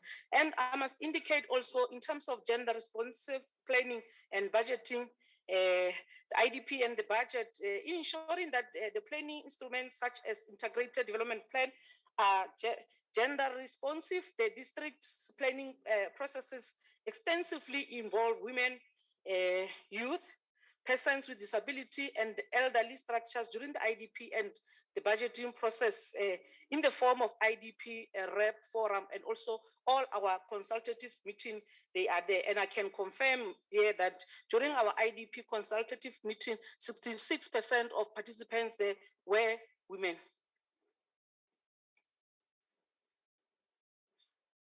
Let me also indicate that in terms of 2021, 2022, EPWP demographics and also gender responsive initiative under the sector ya infrastructure. Out of the jobs opportunity, 549 job opportunity created, 283 benefited women. And also under social sector, out of 576, 200 here, we did not do well, 200 job opportunity here benefited women, and 343 benefited youth. And then under environment and culture, the job opportunity created there, 679. Out of the 679, 463 benefited women, and 369 benefited youth. And out of this number, 93 are on a permanent position. And let me also just go to the total of 1,822 job opportunities created in the district under EPWP. 946 benefited women, which is 51.9%, and of course 958, which is 958 benefited women, and I must say only 35 benefited people with disability, and then the last one was for women. And out of these opportunities created, 341 are now on a full-time basis. And local economic development,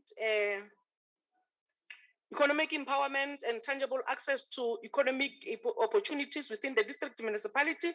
As the Capricorn District Municipality, we, under SMME support, we've managed to ensure that 56 tourism women-owned SMMEs were afforded opportunity to showcase their products during the exhibition coordinated by the district.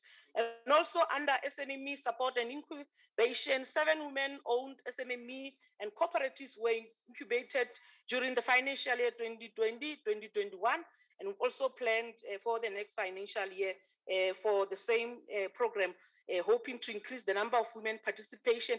And under SMME support, under farmer support, 14 women farmers were supported with linkage to markets and information, and I can confirm that we are also monitoring progress. And under Blowback Municipality, 201 women entrepreneurship were trained on records keeping, costing, market, buying, stock control in partnership with United Nations Women. And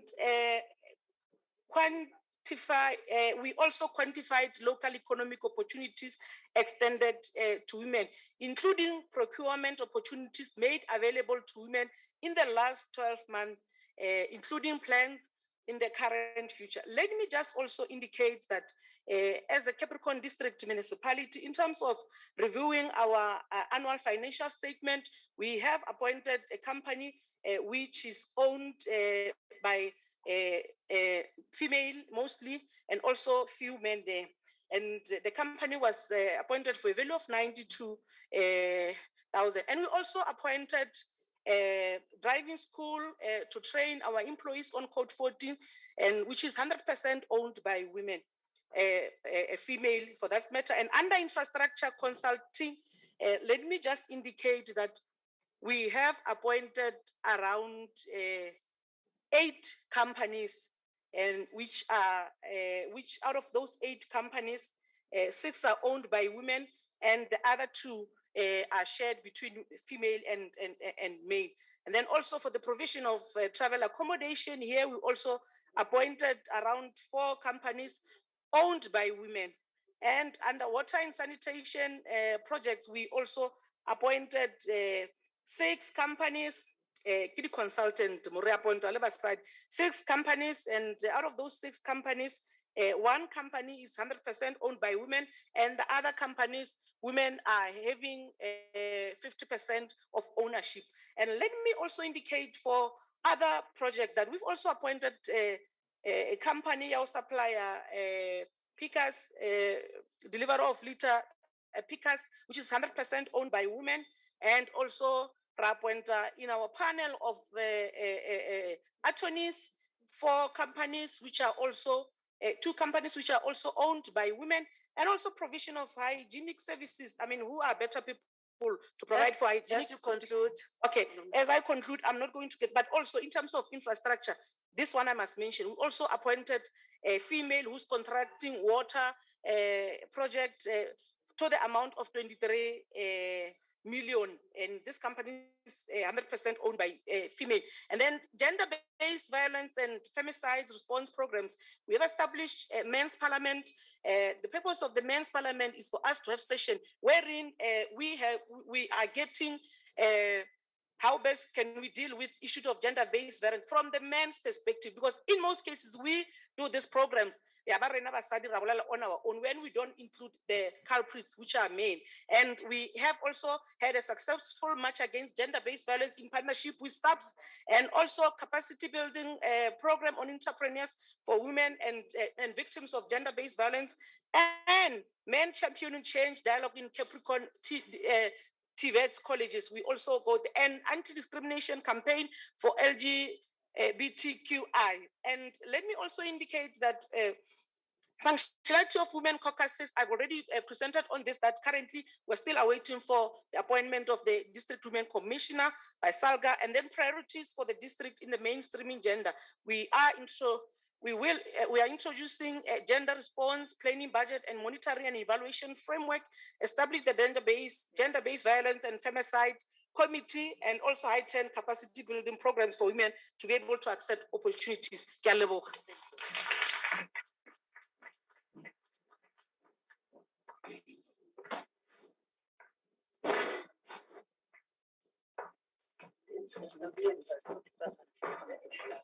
Re a leboga Mayor-a, le ge le go utsweditse nakonyana motsotsonyana mo teng.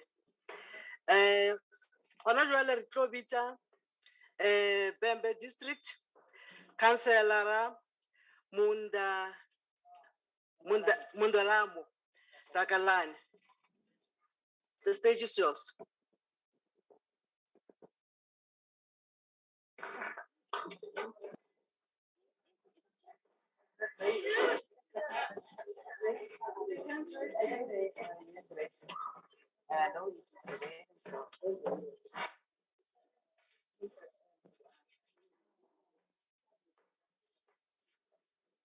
Thank you, Program Director.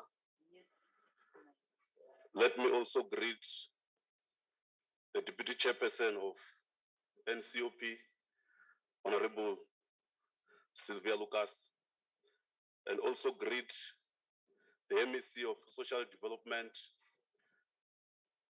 also who is acting as a Premier today. Also greetings to the members of National Council of Provinces, the members of Limpopo Provincial Legislature,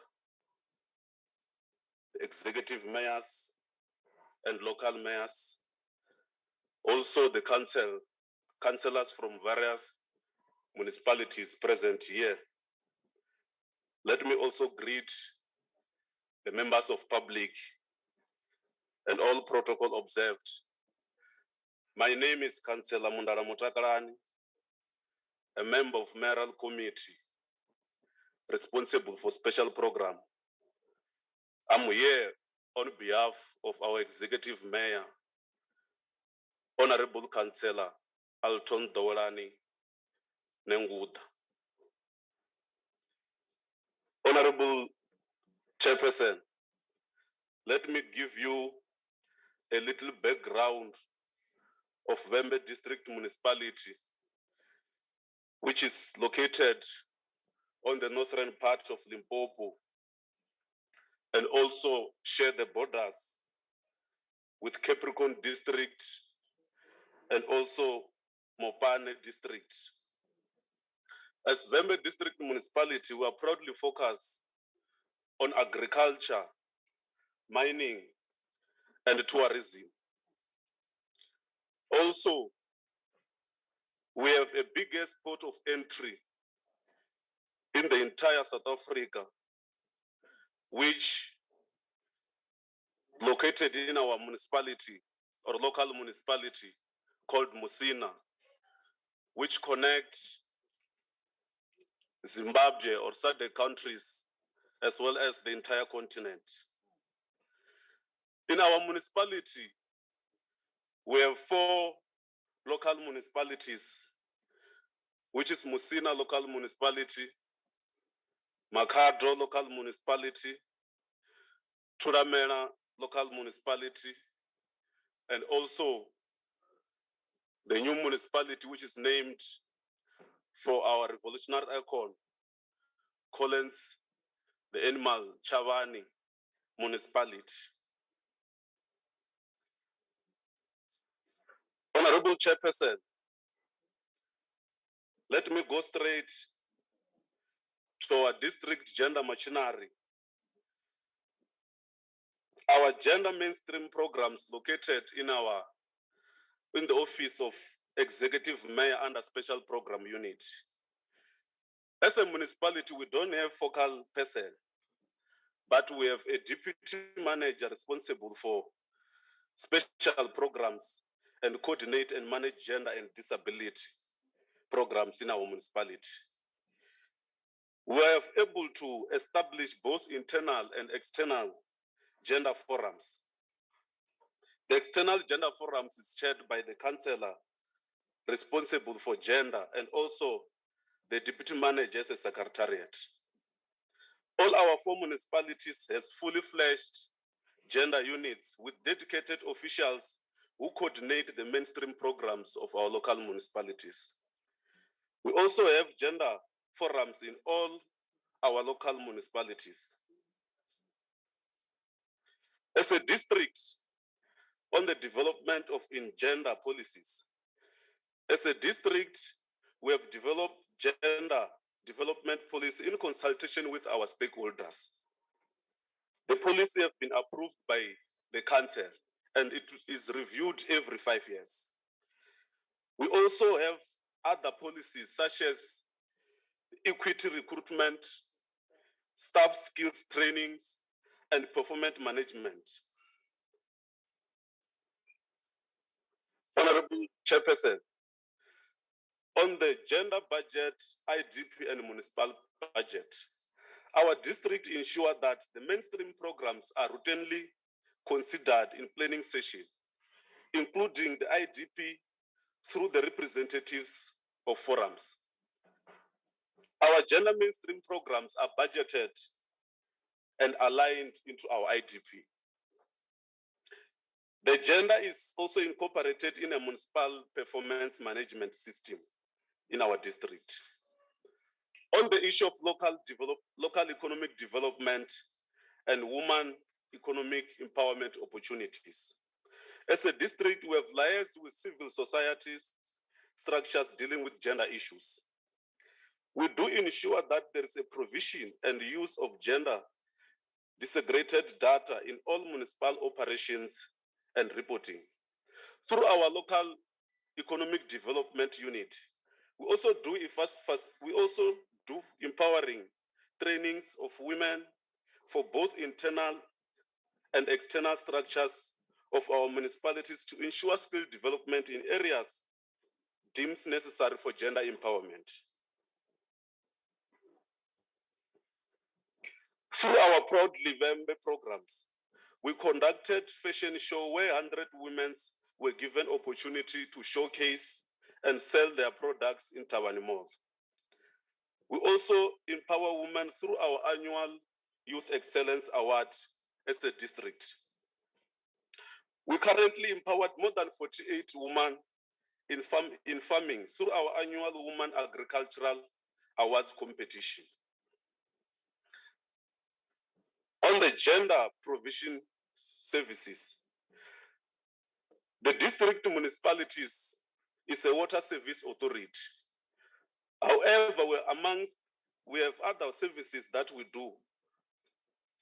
For an example, fire and rescue, disaster management, water and sanitation, spatial planning and land use management, environmental services, and also special programs. Through our services, women are empowered and we are also they are also beneficiaries of services. More than 50% of women benefited in these programs for the past financial year of 2020 and 2021. Honorable Chairperson, on the issue of gender-based violence and femicide, as our service delivery, budget and implementation plan, we have planned programs to respond on the issue of gender-based violence and femicide as a district. We have conducted more than 4 gender-based workshops for various focus groups, women, old people, and youth, as well as As you can conclude. Thanks. We also conducted CMO awareness campaign targeting crime hotspot in Thohoyandou and Musina. On the functionality of Women Caucus, during our previous council, we established and launched Women Caucus as per SALGA guideline, and also in our all local municipalities. Through our Speaker's office, we are currently in a process of relaunching a woman caucuses. In this process, or in the process, will be finalized in due course. I thank you.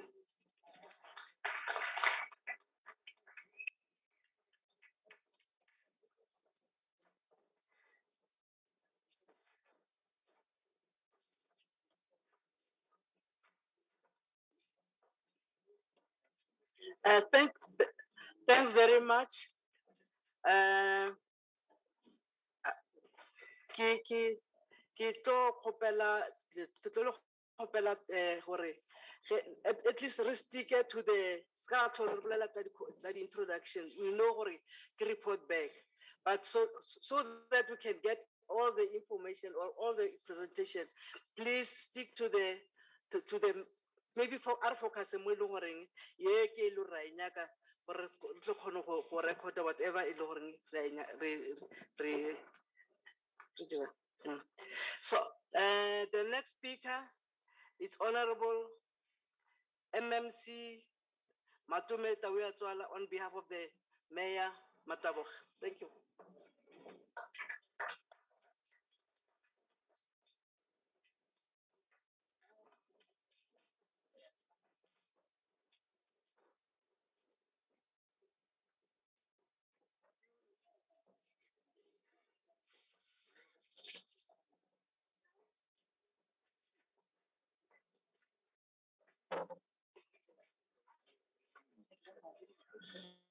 Thank you very much, Program Director, and all protocol observed. I indeed, as introduced, I'm Matumite Watswala, MMC responsible for special project from Otterbeck District. The Otterbeck District is one of the 5 district municipalities in the province of Limpopo. It comprises of 5 local municipalities, namely Lipalale, where a mayor is a man, but the speaker is a woman. And Bilavila, a mayor is a woman and the speaker is a woman. And Mkhalagwena, the mayor is a man and the speaker is a woman. Mojimile Mokopo, the mayor is a woman and the speaker is a woman. And Tabazimbi, the mayor is a woman, the speaker is a man. Currently, the Otterbeck District performs the following core functions, and unlike other municipalities, we are not a water authority. We are focusing on municipal health services. Also, as a district that is endowed with forestry, we are also tasked to deal with issues relating to firefighting services. But of course, the district is a tourism destination of the province and the country. We are also seized with the task of dealing with issues of local development and tourism, municipal spatial planning. As a municipality with a lot of mining activities, we're also dealing with issues relating to air pollution. And we're also one of the districts that has gifted in terms of red meat, be it beef and game. So that is why we have a municipal abattoir and disaster management. We must mention that the local government election were held last year, and therefore the municipality is in the process of reestablishing the gender forum and other civil society structures throughout the district. But at least SALGA recognized one of our leaders because the speaker of the district is a woman, and she's been elected as the provincial chairperson of the Gender Commission at Salga. And the Gender Forum, the draft terms of reference has been developed and is awaiting adoption by the established structure to assist functionality of all local and district structures. In terms of the gender policy, we have a draft policy that is also yet to be adopted, and then it's been circulated for comment as we speak. In terms of gender responsive planning and budgeting, you would know that we are a grant dependent municipality, unlike other district municipality. So we've got limited resources, but the fact that, but we are saying that we will try by all means possible to make sure that the gender related programs are followed up together with other sector departments, particularly with the help of social development, Department of Transport and Community Safety, Department of Health, as well as South African Police Services. In terms of local economic development, the municipality doesn't have capital project. However, women are empowered through all small supply service required by the municipality on day-to-day operation of the municipality. But we must also mention that our system at present moment, we are trying to empower it so that we can have an automated report where it's able to give us how many women have empowered in a particular quarter. At this moment, we do not have, but we know very well that it is a decision, but following supply chain processes that we're encouraging that women must be given opportunities. That does not stop there. We continue to engage private sector. Our mining community that we have a very close relationship with, we have requested that they give us monthly reports in terms of how they are doing in terms of procurement bias to women and youth. And we have taken that decision that in the next coming financial term, we must get that report regularly. In terms of quantity, local economic opportunities extended to women, I just dealt with that. But however, we are in the process of improving the system to enable us to give accurate results on how many women, youth, and people with disabilities are empowered. Interventions to inculcate the gender provision of services through gender policies, which the municipalities in the process of developing will be able to address the necessary priorities to ensure that we address gender provision of services. In terms of gender-based violence, femicide and response program, as mentioned, we've got a close relationship with the Department of Transport and Community Safety, as well as DSD. And also, we must mention that we've got monthly meetings with the District Commissioner General Mangena to specifically give us reports on issues relating to gender-based violence, because our townships, particularly Mudimule, Mokopo, Belabila, and Smasher Block, are townships that have got too much taverns as opposed to schools, and this would lead to violence of sort. And we want to really work together with the South African police to make sure that we've got regular programs that would fight against this gender scourge of violence. The Municipal Women Caucus, the district is in the process of establishing women caucuses in both the district and East locals. The roadmap for the purpose of establishing the same has been developed. And we want to take this opportunity to thank you very much for the opportunity given. Thank you. Thank you.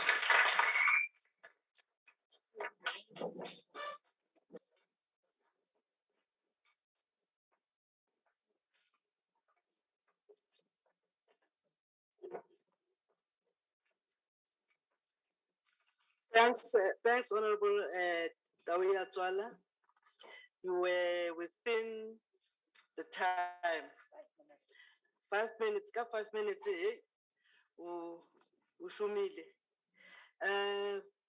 now the next speaker from Mopani District, it's Chief Whip, the Honorable Chief Whip, Magdalena Luella, on behalf of the mayor. Thank you.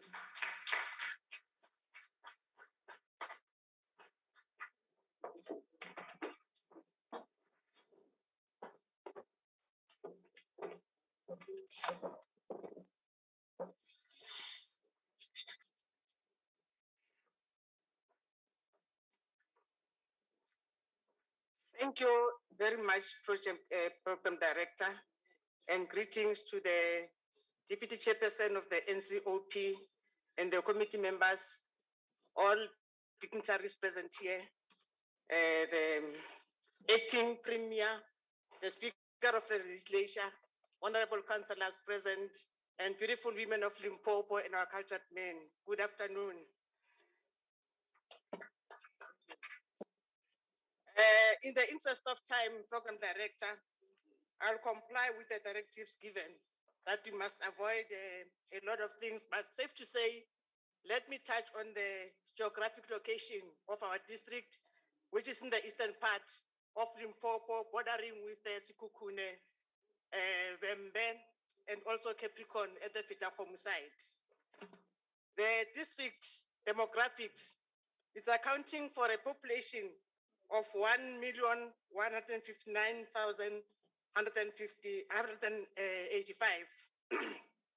5% of which are farm residents, 81% deeply rural, and 14% of urban. Safe to note also that the MDM, Kruger National Park area, is incorporated to Apalaborwa and Greater Zan municipality. Program Director, 42% of the residents are still of the young age, between 0 and 19 years of age.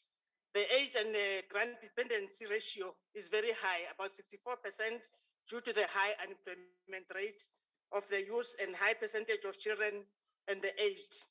A considerable number of households are headed by pensioners. 39.4% of the Mopan district municipality is unemployed. You can just imagine. Our MDM strategic perspective is mainly based on agriculture. Hence, our vision is to be the food basket of Southern Africa and the tourism destination of choice.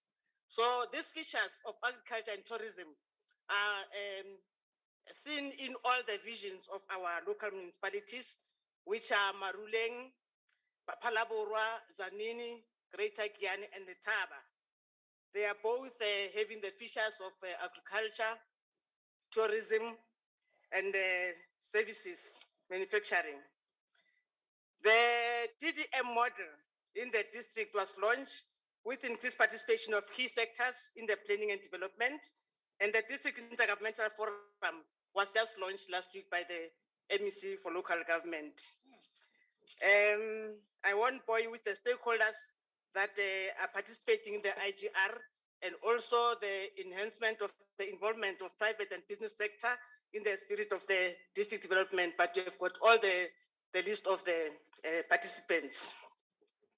Director Local Economic Development Program Director, we have flagged in the presentation our SWOT analysis, which shows exactly what features are there in our strengths, the weaknesses, the opportunities that are there, and also the threats that are in our district. But I won't go into that. They are there in the presentation. Our support to the SMMEs at the district. We are hosting the pop-up market campaign in partnership with CEDA, majority of which are women. Support the SMEs to exhibit at trade shows, that is in Durban, Indaba, Marula Festival, and the Rent Easter Show. We also have the budget of 1.5 million set aside as part of the SMME support fund, targeting SMEs in the sector of agriculture, tourism, trade, and manufacturing, to which the beneficiaries are mostly women. And we also provide assistance with the business registrations as a district. We have the common SMMC needs, which are the financial assistance, non-financial support, business development, information knowledge, market access support, basic business skills, assistance to register with professional bodies, assistance to comply with grading, sector standards or requirements, and support to lobby government to ring-fence procurement opportunities. Program Director and members, continuing, we have limited access to finance and credit, and poor access to markets, poor access to business developmental information, shortage of business skills, insufficient training in business, legal compliance is lacking also. The business have no growth plans, poor financial records or plans. But going forward, Program Director, let me touch on the women representation in key council structures. As a district, our political management team comprises of a male executive mayor and 2 females, which is the speaker and the chief whip. We also have the mayoral committee, which is comprising 50% of the entire members. The chairpersons of Section 79 members also comprise of 50% of women. Under the institutional framework, the gender management system, we have got the gender focal points. The process of the advancement of equality between women and men is in all spheres of life, is vested in the gender machinery, comprising of a network of advocacy and monitoring agencies within and outside of government. At the local government, in this case, a district municipality, the office of the executive mayor, the gender desk, and in the district and in the municipalities are central to this network. We have got the gender forums in the district and local municipalities which were established, and currently we are in the process of relaunching the forums to be in line with the term of council. The Gender Equality Committee in Council as a Section 79 committee to provide political oversight to the task of gender mainstreaming. And also multi-party women's caucus established at the district and local municipalities, and currently we're in the process of electing the district women commissioner, which will be conducted by Salga in the near future. We also have the men's forum. The forum established in the district and local municipalities, and currently we are in the process of relaunching them to be in line with the new council also. And the forum is the place for men to challenge gender stereotypes and roles that privilege men and oppress women. The gender responsive budget. Allocation of budget has been made to the following projects or programs in the IDP. The Gender Forum, the Men's Forum, Women's Caucus, 16 Days of Activism, and also the Women's Day celebration. Under the gender-based violence and femicide interventions and responsive programs, we have got the awareness campaigns. The GBV and F Men's March was held and led by the executive mayor and representatives from different stakeholders within the district. Coordination support to victims of abuse during court case proceedings. We also support departmental initiatives on GBV awareness campaigns. Program Director, thank you. Thank you very much. Thank you very much. And thanks for sticking to time, Sister. Now, our next speaker will be Councillor Junior. Is she on the platform or here?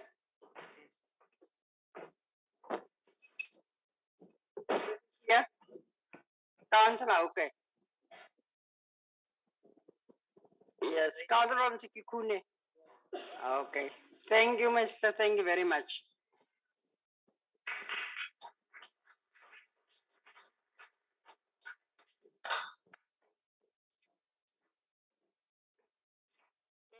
Minutes, we leave the walking time, so it's still 10 minutes. Well, okay.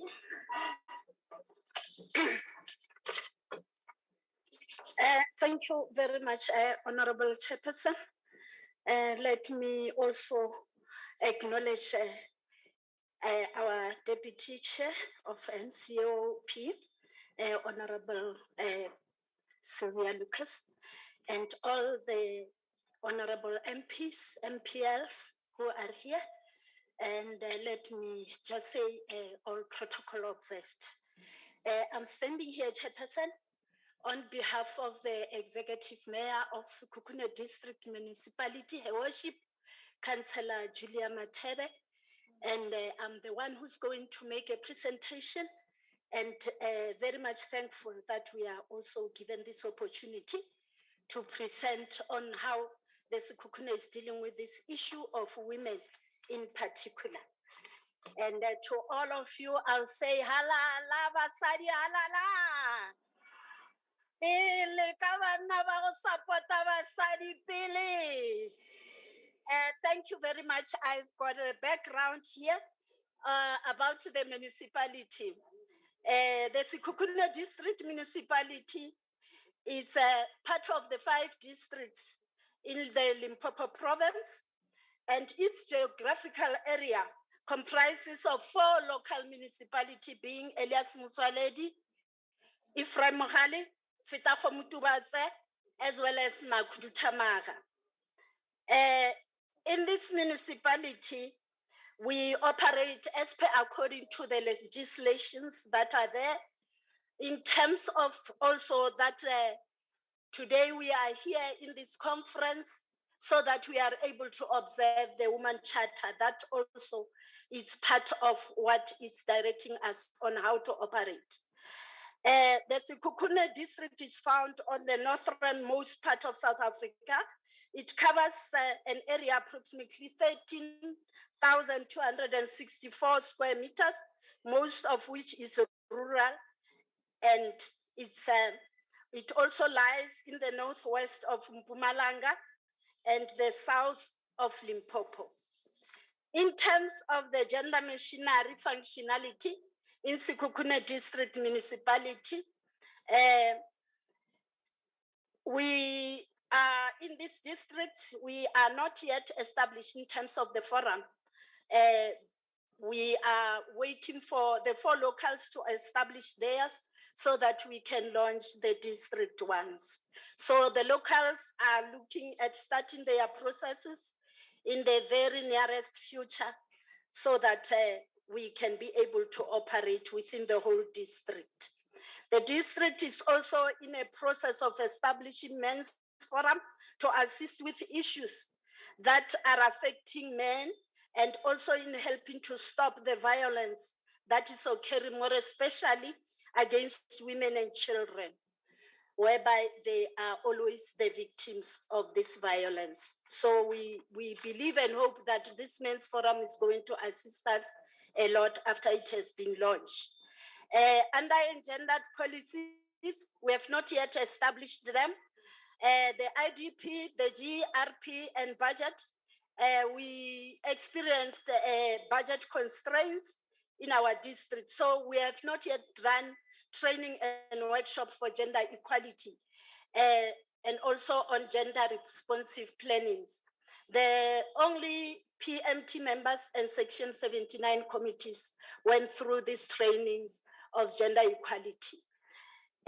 Under women procurement, for the financial 2021-2022 financial year, we had 38% where I'm standing procurement by women.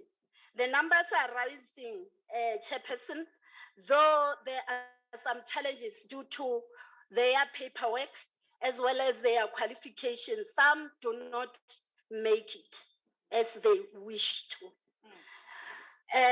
Also, we have also that they need an assistant, and the supply chain management have a help desk that assists those that do not understand, as I indicated the challenges earlier on. The issue of gender provision of services. Some of the local municipalities have done training, and the establishment is ongoing so that our women can be empowered further. Under the LED processes, we firstly have EPWP, whereby 1,774 women are participating. And we also have CWP, whereby we are having 5,540 women participating. Under the NPO sectors, we have a total of 11 NPOs who were contracted to IDC on the NGO program, and 2,172 women were participating in the program, thus to create job opportunities for women. The SDM, SMEs, and cooperative support program From the preliminary selection process, 17 women companies will be supported through the program in the current financial year. The National Movement for Rural Women program, there we have 42 women cooperatives who were supported through the program. The National Youth Development Agency also supported some of the companies or the cooperatives, whereby 61 at the end of March for this financial year were women of these companies and cooperative. There's also SDM, which is Sikukune District Municipality Learner Contractors Development Project, whereby it's also running for the second year now, whereby young women companies were given an opportunity to provide the sanitation in terms of VIP toilets. So there are 26 companies of women which are participating in this program. Under gender-based violence and femicide, we've got the programs that are taking place within the municipality, whereby the South African Police Services, the community, the service centers are running the programs that help with gender-based violence and safety measures. Victims are being reluctant to open the case and to apply for the protection orders. Hence, we are having SAPS, the social worker, and also the other women structures that are assisting in terms of seeing to it that all these matters are being reported, because we know that most of the people who are being victimized, they are afraid to go to the police station and open the cases, so they cannot get much support. Under NGOs and DSD and local municipality, we are also working with the South African Police Services to establish the programs that can be sustainable. Sometimes you find that the support does not reach to the level whereby at the end, the aspirant solution is being funded. We also are being assisted by the churches with shelters for victims, and they also help with counseling and guidance at the churches. There are also some drop-in centers whereby the programs where the social workers run in checking on the children with any disadvantaged background and try to assist from that angle. Also, the victims that are afraid to report the crimes are being supported and brought nearby into all these programs that are taking place. There's also legal protection for all women against sexual and racial harassment that is provided by the district municipality. As I conclude, Honorable Chairperson, I would like to indicate about the functionality of Women's Caucus. Here, we are currently not yet established in the district because we are waiting for SALGA to facilitate and coordinate the establishment of the district commissioners, as well as the chairpersons for women caucuses for both the locals and the district. For communication sites, we have the website, which is www.sikukunedistrict.gov.za. Also, there's an email to this department in our district, matliar@sikukune.gov.za. I thank you, Honorable Chairperson.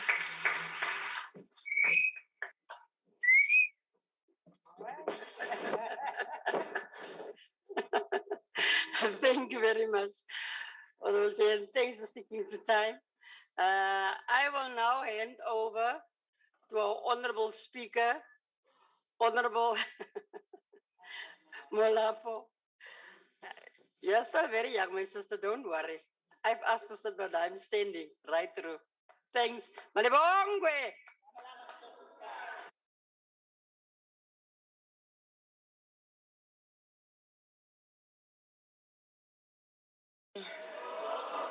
Sibongwe. Good afternoon once more. I am here just to preside on one item, only one item, which deals with the report back from the Office of the Premier. So the Premier did not make it. He delegated his responsibility to the MEC for the Department of Social Development, MEC Honorable Nkakareng Rakhwale. So the MEC is going to give us the report on behalf of the Premier's office. So the MEC, can you come and present the report?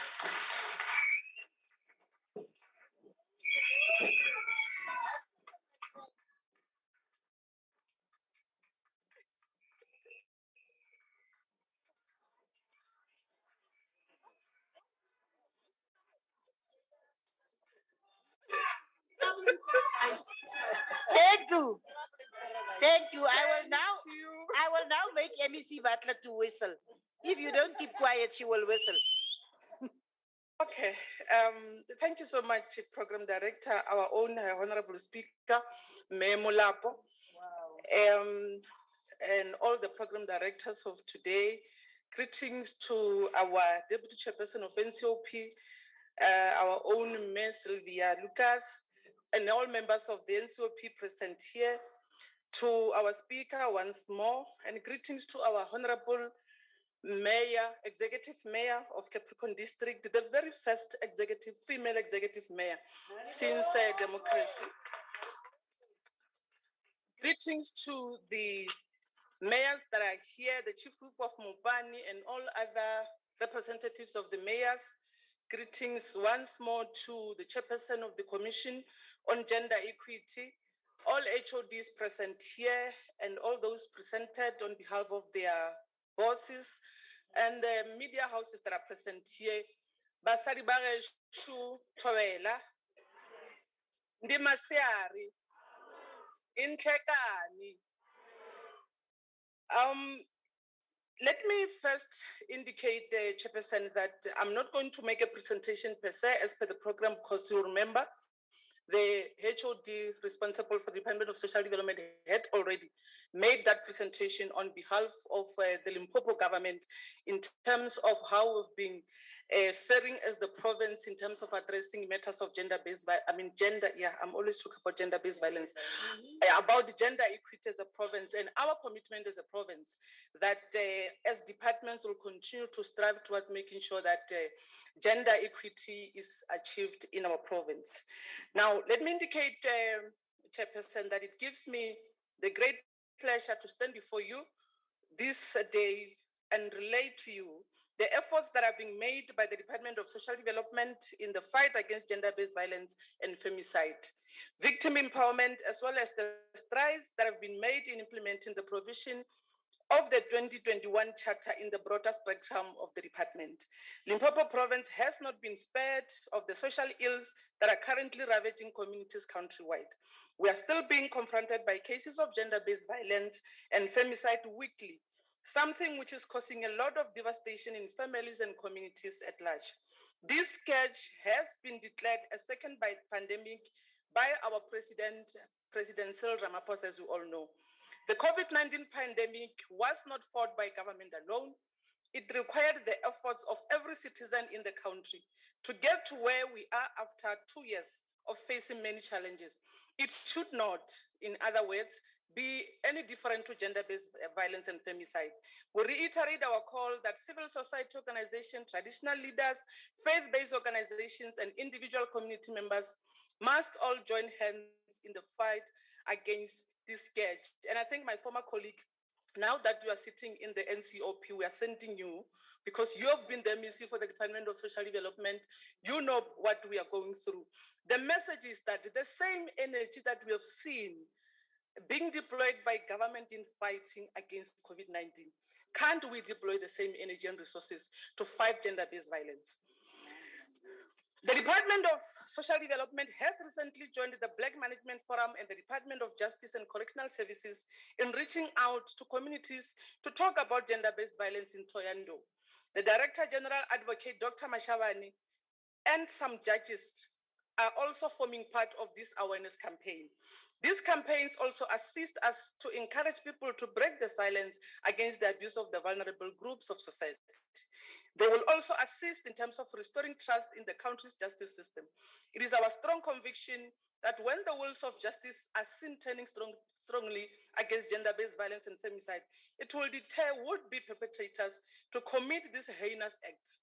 During the same event, I was encouraged to hear Northern Gauteng High Court Judge Mashudu Mundelele pleading to GBVF incident to stop as they are stripping away the dignity and the rights of women and children. She says the courts, police, social workers, and all other stakeholders must work together in the continued fight against gender-based violence and femicide. This statement gives an indication that courts are taking a particular posture towards the abuse of women and children. On Tuesday next week, Honorable Deputy Chairperson, we are again joining the Department of Justice on its gender-based violence awareness campaign to be held here in Polokwane. I think something that is happening for the first time since the democracy of this country, that we are seeing judges going out to say we are meeting the communities who want to hear if indeed we are serving them well as the justice system of this country. On the very same day, we will be at the Relela village where the Department of Social Development will be leading GBVH dialogues with civil society groups, government officials, survivors of GBV, gender formations, faith-based organizations, and ordinary community members, to name but few. We believe that this is one of the most effective means of proactively addressing the problem. When we begin to talk and communicate, we are addressing the matter head on, instead of only sending out messages. We must hear from our communities how they want to tackle the issue together with us as government. Gender-based violence is something we dearly wish to stop, and we believe that prevention is better than cure. But the reality is that there will always be victims. Such is the impact on the department's victim empowerment program that has prompted us to approach the private sector for support and to help beef up the program. Through partnership with the mining sector, Anglo American has donated 2 houses in Mahwading village, which the department is utilizing as satellite social work office for accessibility of communities around the area. The company also donated a fully furnished park home, which is used as a VEP center in Mecklenburg in the Sekhukhune district, and another house was donated in Tabazimbi in the Otterbeck District, which is also utilized as a VEP center. And I think we must appreciate that we are starting to see private sector coming out to help us fight the gender-based violence. The JESA augments the 74 victim empowerment centers that we are already funding in the province. For the financial year, we have set aside 14.1 million for the funding of victim empowerment centers alone. In the province, we also have our Kuseleka shelter in Polokwane, and in addition to that, we have 2 Tuzela care centers that are located mostly in hospitals across the province. In the previous financial year, our social workers managed to provide psychosocial support to 10,574 victims in gender-based violence alone.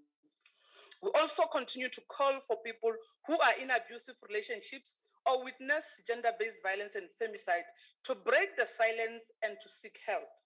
We know this is not always possible and very difficult in certain circumstances, but we continue to offer the services to our social workers who have the knowledge and skills to address situations where they can resolve conflict in relationships and families.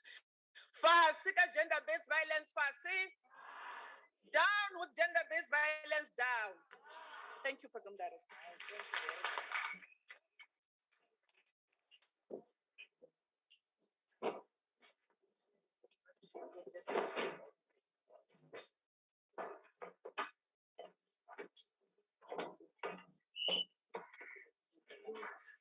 Thank you very much, MEC Rakhwale. I will then hand over to the Deputy Chairperson of the NCOP to deal with the item, interactive discussion. Thank you very much. Thank you very much, Honorable Speaker. Honorable members, I have already apologized for sitting. You have been listening the whole day, and you've been a very disciplined crowd. We thank you for that. Now we will give some few of you an opportunity to also make contribution. You can speak about issues of governance and so on. We will allow them to listen. But if we can focus on what we came for, it will be very, very, very good. So there is a mic in the middle. Everyone will get 2 minutes, and I will be very strict. Just speak about the issue that you want to raise. You don't even have to greet us because we've been together for the whole day. So just use the 2 minutes to address your issue. Can we see the first person to come to the mic? Can we get the first person to come to the mic? Come. As you lift, raise your hand, come. So 1, 2, 3, 4, 5, it's 5 there. 1 here, can we get 4 more? Come. 2, can we get 3 more from this side? We will just take the first 10. Can we get 3 more from this side? Get to the middle, please. We're making a row here. If you are not there, some other person will take your place. We need 1 more from the side. The 2 of you will go there. We need 1 more. Yes, please. Do you want to speak? So, you are here? No, you used it, but you are here. Continue. Start, please. Continue. 1, 2, 1, 2.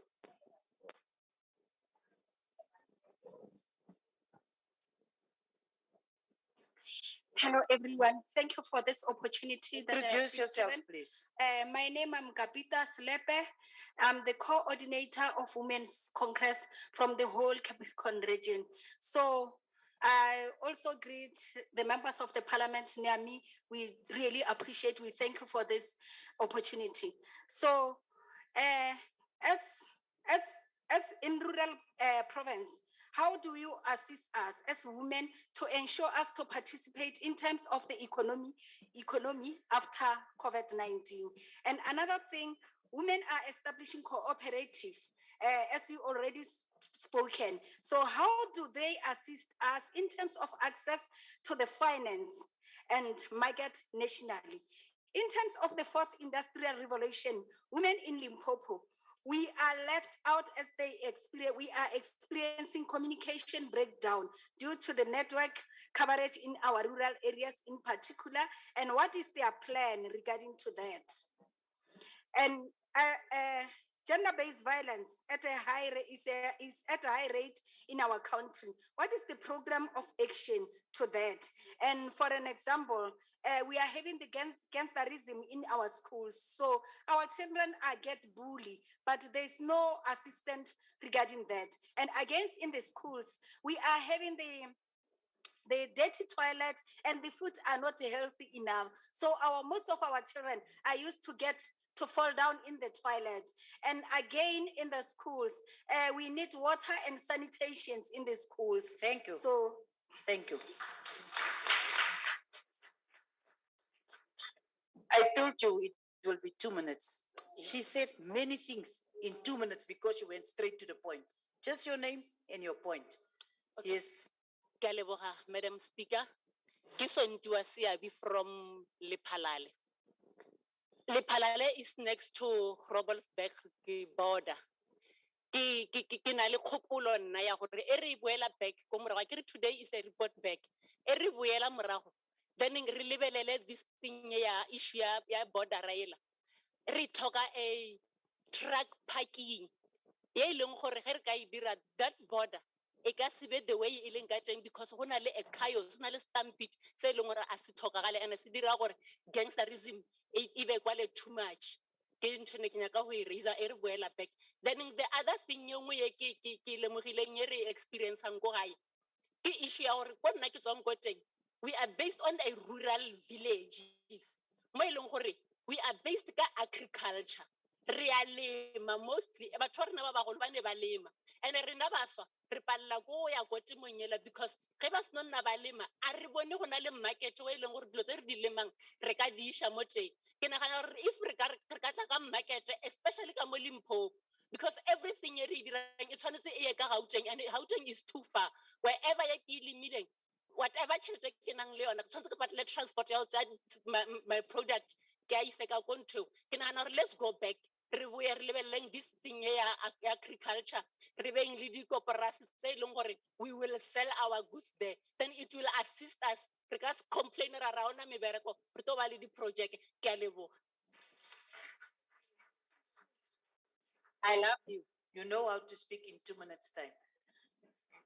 Thank you, everyone. I am Nobesito Javur from Sishiko, a shelter for gender-based violence, victims and survivors.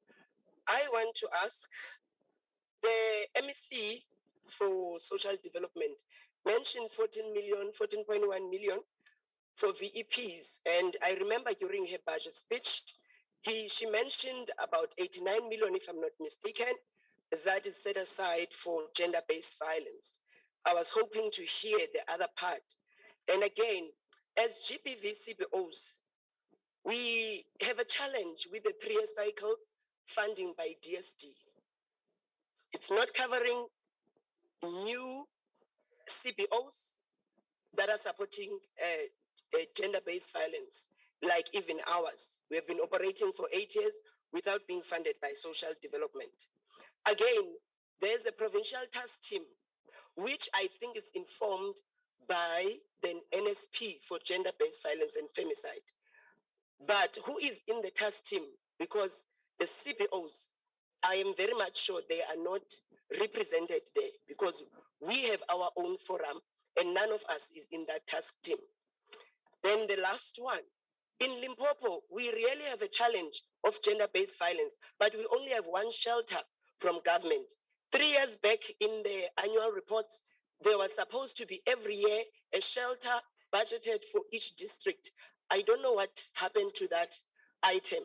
One last thing, Vembe and Capricorn are the national hotspots of gender-based violence. But the very first dialogue, which is going to be on Tuesday, is being taken to Mopani district. We don't understand why. Thank you. So far, you are impressing me. I hope we will go on like that in terms of time utilization. So I like it when you stick to the point. You see me when I'm in parliament, I tell them, your time is up. Good afternoon. Speaking is Delina Kwashu, representing the South African Blind Women in Action and the National Council for the Blind. My concern is we have high rate of gender-based violence, and our blind women are the most vulnerable ones. And the cases are not going anywhere. When coming to reporting the issues, the cases, people are complaining about in how sure are you, is this the perpetrator and whatnot. And the cases are not going anywhere.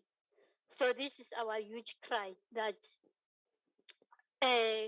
we feel like we don't have the rights like other women. We are the most vulnerable ones, because even if we cry, we are not heard. And our issues again is an unemployment rate, which is so high, especially unto our blind women. We don't have opportunities like other women, especially when coming to businesses. So we wish, like, if we can get the capacity to have our own small businesses, so that we can be able to assist our own families. Like, as we know that even if we are blind, we are able to head our own families. So that's our huge cry. And even in the side of the education, we see that the educational rate for our blind women is really going down every time. So if we are not educated, That's how are we going to fight the poverty that we are facing. Thank you so much. Thank you.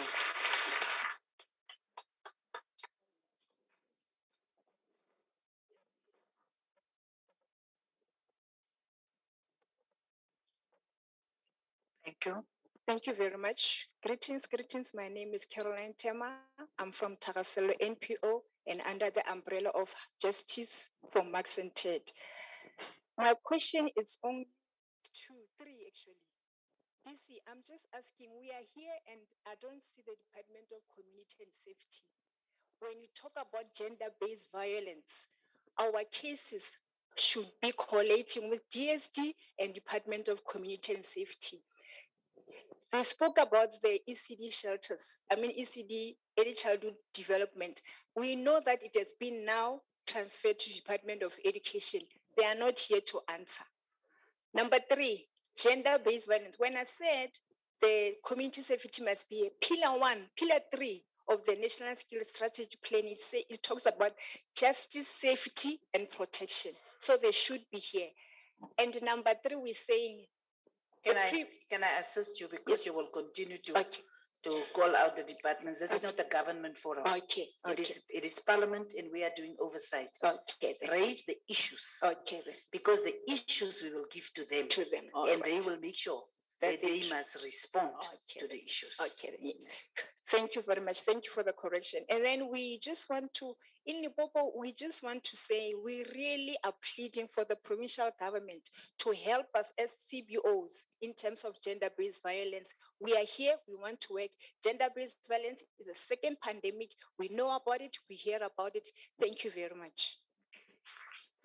Thank you very much. And thank you also for the fact that you are availing yourself in such a very crucial area of our societal issues. So thank you, Caroline. You may continue, Mama. Thank you very much. Greetings, Sylvia and collective. Let me start by appreciating your name. Nomonde, the first presenter there. Parliament, let me start by appreciating the Parliament for running this process of monitoring the implementation of the Women Charter. Chairperson, I'm starting by agreeing with the recommendation made by the Finance Committee there, because they've indicated some issues and make recommendation.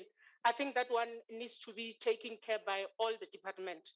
I want to check, Chairperson, because there was an issue from the Gender Commission that says the IDPs and other department policies does not speak to this mainstreaming of women. But when you were listening to the reporting of each and every department, they seems to be saying we are in order. So I'm not sure where is the gap. I think the Parliament needs to make sure that they look into that. And it is unfortunate that we are still at 12 or whatsoever, but we are requesting Parliament maybe to translate this percentage in terms of we have 60 people of women, but when you translate it to general women, there is no development there. Because as you said, Chair, you said 20 years after, and we appreciate that. And now that we have majority of women making decisions in your legislature, in your council, in your whatsoever, why we have majority of women not working? The last one I want to raise, Chair, is that we can't be when we do a reporting back like today. Those who were here, because the 10 minutes you were giving to the presenters, I think it was very possible for them to say, on this one tick, on this one tick. But they were talking about background. Generally, you did not hear anything. If you have majority of those people who are beneficiary of the things that you are speaking, there's no crisis. But you report back to people who are not even participating to those issues that the department are raising. So it is unfair for women to come in this platform and sit here, but they are not beneficiary of those 14 million. They are not beneficiaries of those stories you are telling us about. But we can't at all times come Parliament and it is ordinary people who are sitting on the door. Those who are beneficiaries, where are they? These people that are talking about, where are they? So until such time Parliament, when they are saying there are these issues, they must come with those women. Those women are the one who must coordinate women to come here and confirm the information you are giving. Thank you very much.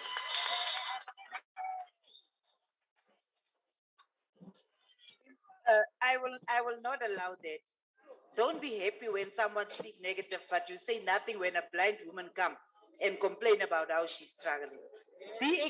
Just treat them equal. Just treat them equal. It's all. It's not for me. It's not a problem because I want people to raise the issues. When the department and the municipalities was reporting here, I was saying to them, even economic development as the HOD, we will send the select committee to do the oversight to see whether these things that you are reporting is existing. We told them. So we are on the same page. We don't differ with you. But I don't want us to be happy for other things, but we are not happy for other things. Maybe? Thank you, Honorable Chair. All protocol observed to save time. My name is Khubakana Machete from Lepelengumbi. My name is Khubakana Machete from Lepelengumbi Municipality under the leadership of Metefo of Capricorn District Municipality. Chedin Chiba Chibadi Kabari, Renabala Kabasadi. As we speak now, let me talk about it. As Parliament, we are voters here. We put you there in power, but we as women, we're still suffering. So they said, Munna Bushaluilar Manabar, Ruta Musadi, Rootless Chava. So what about Basadi, the project of Basadi Dika? Empower the project of the women, empower women. We got the skills. You see now, I'm not reading. I'm just continuing from my mind. I'm not reading anything because of I led it from where I was working before. So to the Chiche, Balaka Basadi, I read the Basadi about empowering because Basadi want to be on the table. They put food on the table, whether our kids, whatever, but kids, they will work, but instead, they will not bring food on the table, but women, they'll bring food on the table. I thank you. Thank you.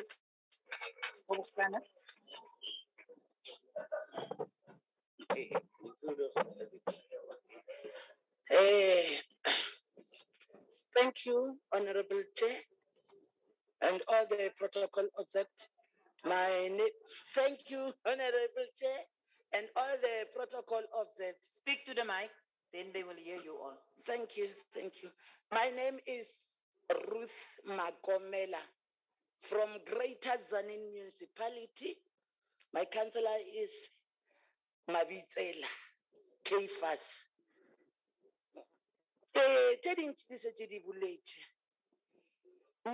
Since 1994, the power of councillors was in the hands of men. I see that we are going step by step to make women the councillors, but I think it's slow. In the next coming local elections, we better diga occupy ya ke basadi go ba di councillors ya bobedi ke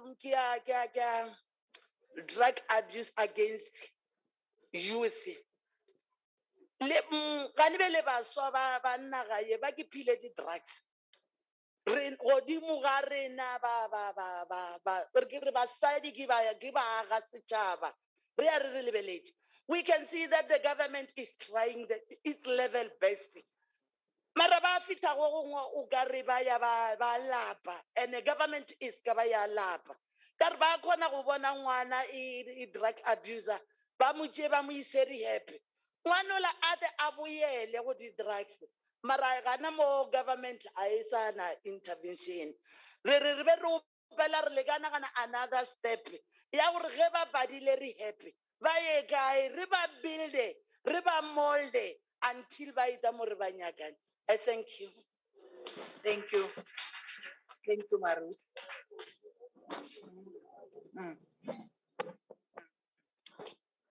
Good day, my name is Caroline Laga from I'm under Polokwane Municipality.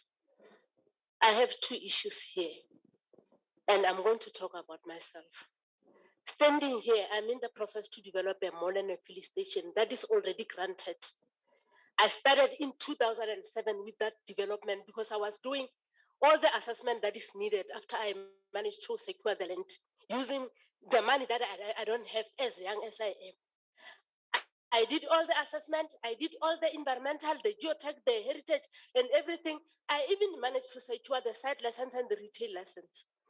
Now, I want to start with phase 1, which is the project for the development for the filling station that I've already signed an agreement with Caltex. The structural plan is approved under Bolkwan municipality. The funding, they managed to approve 9 million. And Caltex said to me, we can offer you the work for 3.5 million. And they said I must get 4 million so that I can start with the construction even tomorrow because everything is already in hand. Caltex is waiting for me. So I don't have 4 million. And that is going to be a development that I'm going to manage to empower other women in that area and even youth.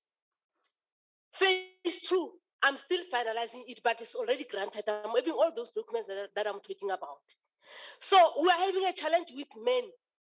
When you go to them, we start with the development. They will look at you and then bow nyacha. But when you are done securing all those requirements that is needed, they are the one that they're going to try to block you. So now as women, we want to stand on our own. We need committee that will manage and monitor our project so that we can be safe. So Angela, I'm standing like this. I don't have money and I have everything in hand. Yes, we hear you. I want to advise you. Don't speak all your things because if people hear all your things also they can begin to sabotage you.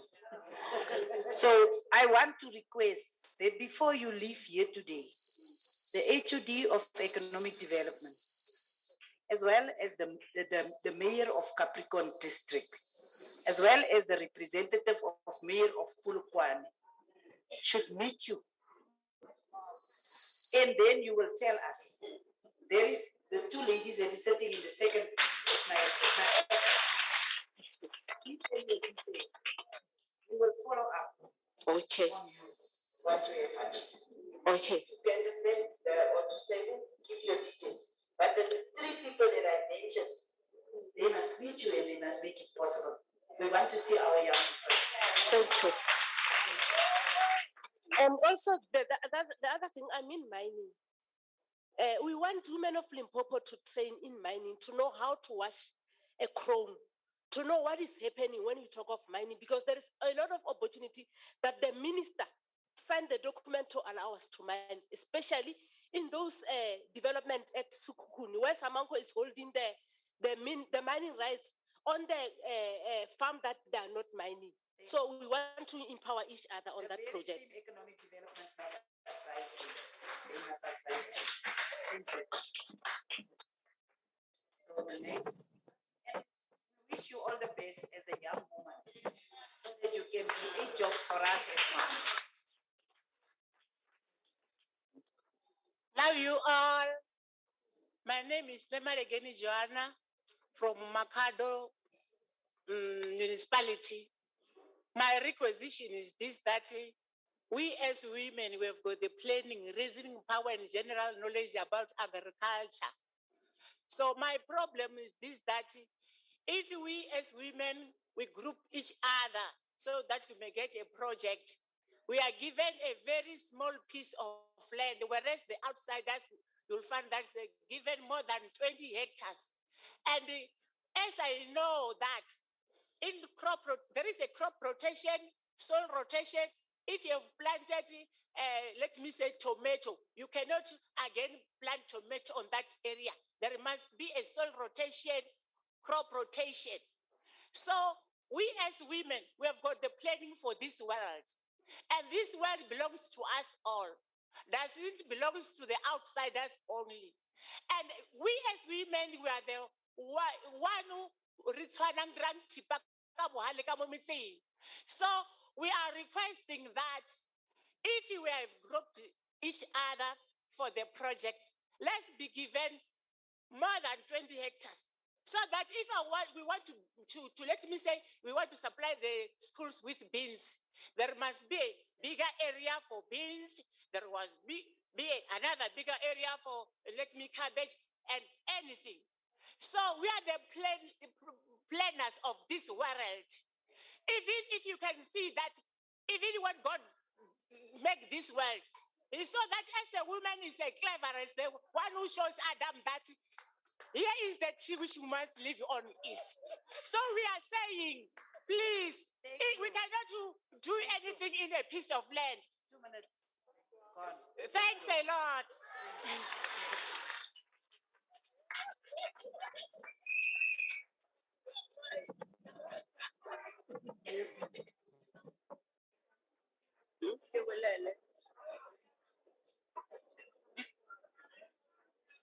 Dumelang ka moka lena.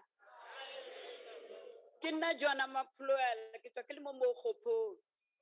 Ke alla ke rena ke ka baka la eng ba tshela bana ba ka ba sa kere dinto tsa RDP ba tshela le nna. Nna ke nyetswe mara ke llela bana ba ka. Ke ka baka la eng ba ba tshela. Ene ntwa mathomo ke lwile le bona mara ba ntshela. A ke na a mantši a ke tla bolelang. A kere ke alla ke rena ke ka baka la eng ba sa fe bana ba ka ntlo. Le nna ka ntshela mara bana ba ka ba ba. Go tla jwang? Hondele ke tlile ka ANC. Mara e thomile ke nna ke lwetse ntwa ela. Let her be the last person. Mandela. She will be the last. Ke boela ke. Ha re kwane mo basadi ke boela ke. E botlhoko mare le se nna hopola bana ba bang ko morao ba le ba tloetseng mara le thome ka bona. Nna ke reng ke re jikisinto.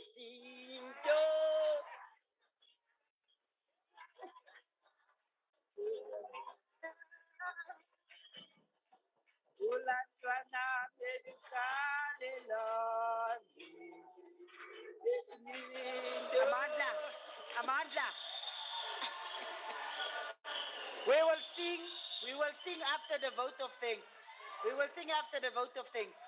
Can I just, Mom, come because you will be the last one. We must check on the time. I think we've been covered quite fairly in terms of the issues. Thank you very much. Limsa la ka ke se o senyeng pelo tona ke tswa ko Otterbeck District Lephala le municipality. Firstly, ke kopa ho bua ka gore ke le fa melaetsa jwale ka bomma ya mathomo. Re kgopela hore ha o ba le budget ya bomma ka mara di cooperative and ka mara GBVF.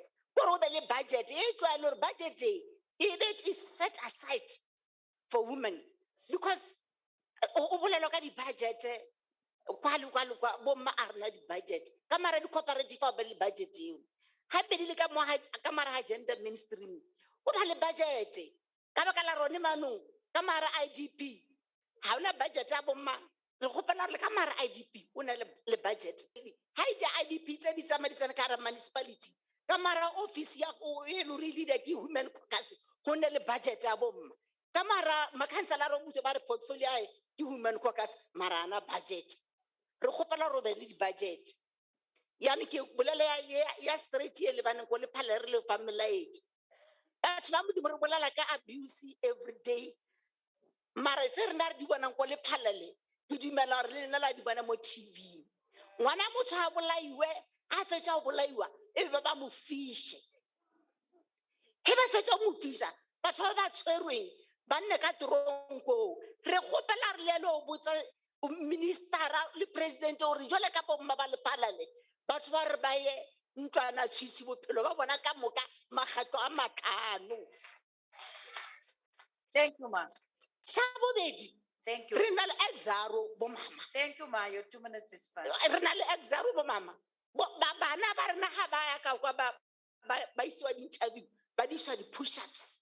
Nahana ngwana a di push-ups before a kry-a mmereko ho buisa ba re ke mola wa exaro. O dirile operation o dira push-up mo mmele o dira push-up. Please bo mma re kgopela re di stakeholder. Thank you, mama. Please respect me because I respect you. Okay. Thank you. Your time is finished. Thank you.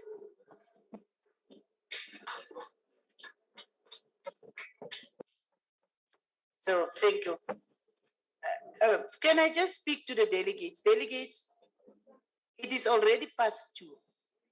And I really appreciate you And I think we got the basics of the issues. We will request the government of Limpopo to start on the process of having the same kind of imbizo, like we are having our parliament engagement, so that more issues can be raised. But the issues that you have raised here is going directly to your government. They will also have to respond to us. Chabaleng and Marehane and Bartlett will make sure the Caucus committees, the select committees come back and follow up on the very same issues. So don't think what we are doing now is falling to the cracks. We came to you for the review of the Women's Charter. We went to the government in the provinces and we bring them back now. We brought them back now to report. There will never be an end to the issues that we have to raise. But let us just, for the sake of our own time, respect the fact that she will be the last person to speak. I will not give you responses. We will give the report as is to the government of the province. The next time when we come, we don't want the same people to come and stand here and speak the same things. We will want them to report. We have responded to the issues that was raised at the platform. You can speak, ma. Tobela, ina la ka ke mokgotlo bonus gabe. Nna ke eme mo jwale ka motswadi wa ngwana wa phela ka bolwetse jwa autism. Morwaga o na le 22 years. Jwale ka motswadi ke tishere ka mangwana. Ke bone botlhokwa ka gore ka mo Limpopo ka mo a re na le center ya autism. Ngwana o la o fetile 21 ba mo ntšha sekolong ka ge a existile ka bogolo. Jwale ka motswadi ke dutse fatshe le nna ka bona gore na ngwana o ka moga ya go tlo dirang ka yena. Ka bona gore bokaone le papa ge re kwane re nyake lefelo. Re kgonne go reka lefelo la more than 2 hectares with our own pocket money. Re agile moago wa autism. It's a beautiful center. Ebile re registered as an NPO. Jwale last year ke bone gore tšhelete ela ya shorter. Ka bona gore botlhokwa bja bokaone ke gore ke tšee early retirement gore ke kgone go hwetša scientific center ela ka gore bana ba tletše mo nageng ka moka Limpopo e ka moka ga re ne center of autism. Jwale di-funds tša ka ke ya bona gore di a sebelela ga ke sa ne tšhalete ke kgopela thušo ka re ke gopotse gore ke bule center ela ka the 3rd quarter. Jwale ga ne le ba busy ka painting mara ke a bona gore ka potleng wa sebelela ke a leboga.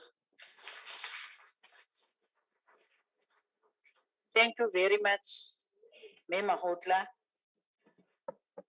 The one issue, just want to speak on the issue, the last issue. The one issue that I have observed wherever we go, people have got very, very limited knowledge of issues around autism, as well as mental health occurrences. So I think for now, because you are speaking about the center that you are busy with as an NPO, and so for now we would request social development to, together with education, because it's also an issue of education, they look into the issue as to how they can assist you. So I think all of you have seen the people that have spoken here. It was the HODs, so they are the implementers. So engage with them whilst you are here so that they can send officials to your areas to assist you. Because unfortunately, what our people don't understand, they don't attend to.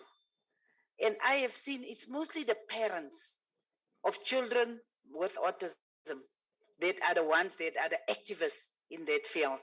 It's mostly that.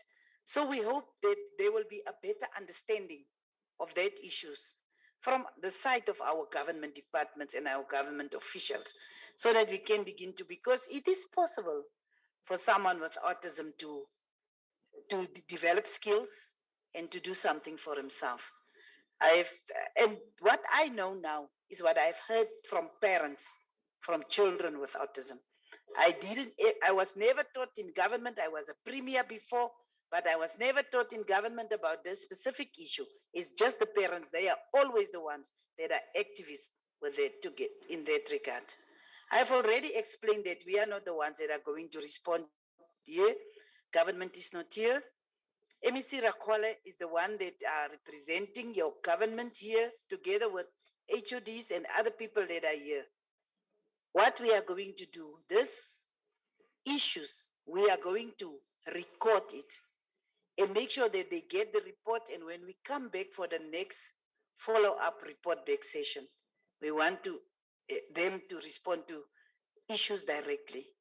But also, if you have listened to the Finance and Fiscal Commission to Nomonde when she spoke, she said that there is many things that are happening in the province. The issue is that the data or the information is not disaggregated to actually show that how they are addressing issues of gender equality. And I think one of the mothers that spoke here actually asked about the issue of the gender, of the budget, the gender-based budgeting, the budget. And it's one of the issues that we have realized. And we said the other day, we said with the Ministry of Women, and it was one of the issues that we have discussed. And I said to them, I think as Parliament, together with the Ministry of Women, you know, they've got other responsibilities, we need to sit down with National Treasury for them first and foremost to understand what we mean if we speak about gender responsive budgeting. Then they will be able to empower provinces as well as local municipalities to understand what we mean. I was speaking to someone and say, sometimes we make this thing so difficult. Let me give you a very simple example. In the villages, the people that are carrying water is a woman. So if water infrastructure is brought to the village and brought to the houses of the people, it is gender responsive budgeting. Because particularly in the villages, the one that would have suffered is the woman and the children. But now you think you must speak about high level things. You are not speaking about the things. For instance, when we started RDP housing, we were advocating for houses where people with disabilities can stay inside. I'm just mentioning that also as an example. You find that someone is using a wheelchair, but the passage in the house is as narrow as this. The toilet is not accessible for this person. The same goes for gender-based budgeting. You look into issues that will make life equal for everyone and respond to that issues. I'm just mentioning that example because I don't want to speak long. Can I continue? Chairperson, can I continue just making the few closing remarks? Okay, and then you will call the person for vote of thanks. Yes, I'm not the one that must thank you. I'm sorry, my dear, speak to Sebudem, they will take your issue because it's not right that you are standing there right in the middle. Or are you assisting? I am assisting. Oh, thank you, sorry dear, thank you very much. You may sit. Can I just say, I just want to use some 3 minutes and I'll time myself to say that sometimes when we do this events, we actually really want women to understand what we are doing. And what we are trying to do is to make sure that we build a more equal society. From the side of Parliament, we've got an oversight responsibility. We must keep the executive accountable. What communities must do is to work together with ourselves to make sure that there is response to the issues that they as a community are suffering with, are dealing with, and are not necessarily the things that will make your life better. We have been listening here to your departments, and I can tell you now, the time for speaking and paying lip service to things are just over for the time that if it is in our power. And we can't just have it when we have a community of activists, people that are actively involved in changing their own destiny. people that are actively involved in changing their own destiny and making sure that we have a responsive government. We want it from our people. So I want to express appreciation for all of you that came today. You didn't come here because you just wanted to go on an outing. You were very disciplined. You were very responsive. We could feel the fact that really we are speaking to people that understand where we want to be, but we also we wanted to understand where you want to be. And for us, as women of South Africa, I'm very proud of the fact that we could, in 18 months' time, review the Women's Charter. And there are many actions that were taken because of the activism of women. Just yesterday, we were briefed by the Department of Justice of the new legislation that have been amended, the Domestic Violence Act, the Criminal Related Matters Act, particularly with regards to issues of children and people living with disabilities, and there's also the Criminal Matters Related Amendment Act. Alec, it is that, ne? That is the 3 acts that we approved as Parliament. As Parliament, we took less than 12 months to make sure that amendments are being approved, because we are serious and we are urgent that the life of particularly our women folk and our children, our girl children, should change. They should not be the victims of gender-based violence forever. They should not be the victims of economic discrimination forever. They should be the ones that get their rightful place. We born them, and then they don't respect us. Isn't it? Did you hear what I'm saying? Otherwise, you will say I'm rude. But that is a fact. So, I just want to... Okay. No, I know the MEC was actually said that there is a girl that committed suicide because of bullying. So now they are going there to visit the family. There is a serious issue apparently in Limpopo of bullying. And it's also something that the parents need to address and need to speak to. Thank you very much from my side. I'm giving back to the chairperson, who will call the person that will do the vote of thanks.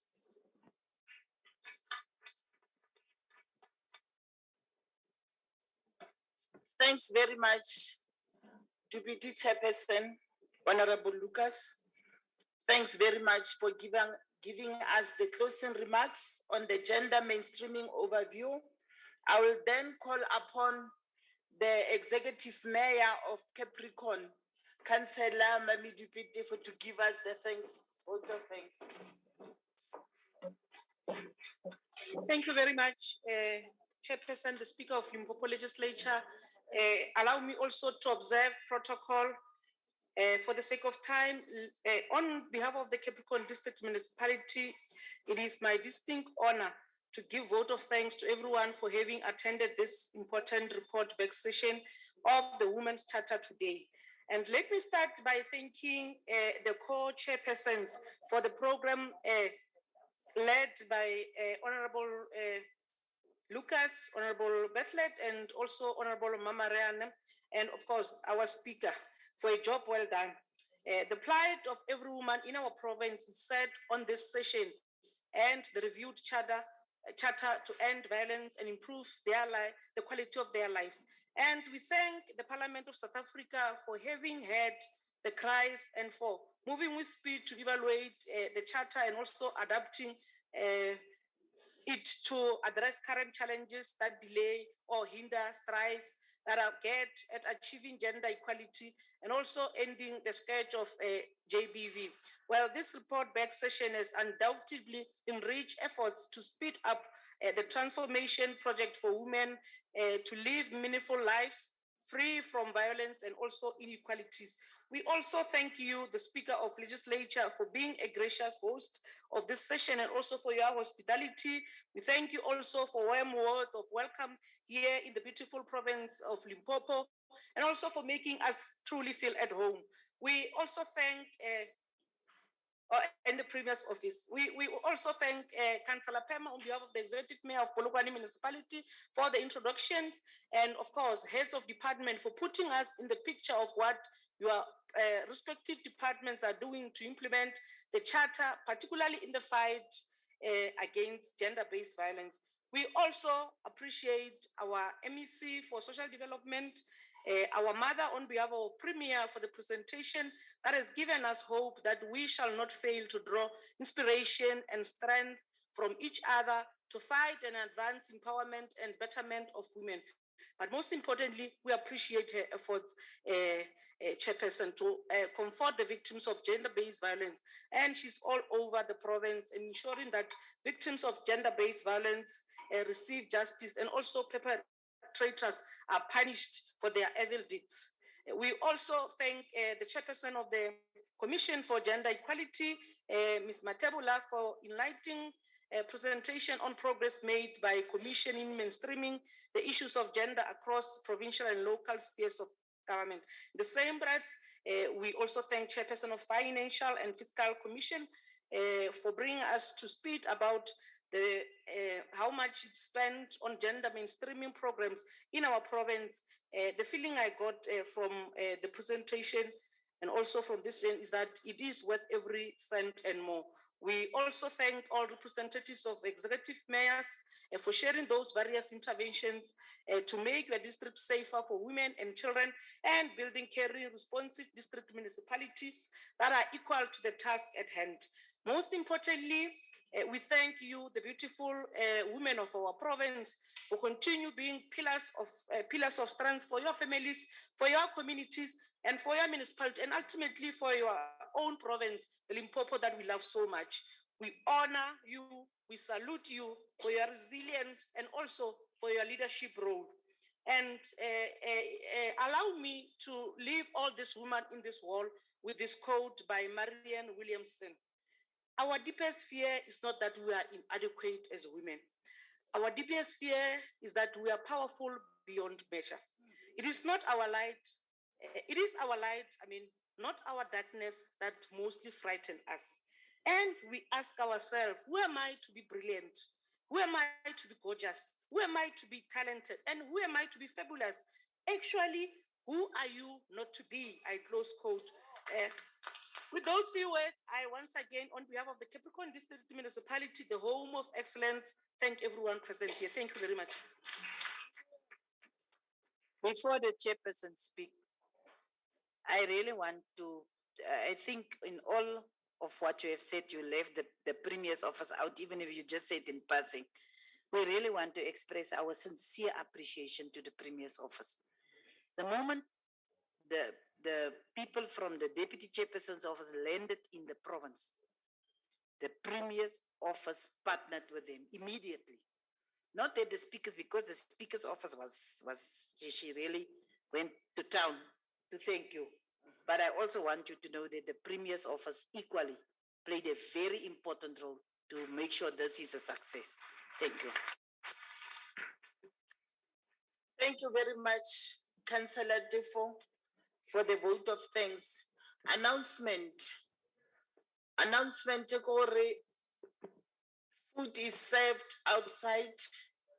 I'm going to ask the two rows, or Lena, you remain seated after this session, and then others' food is ready outside. Thank you very much.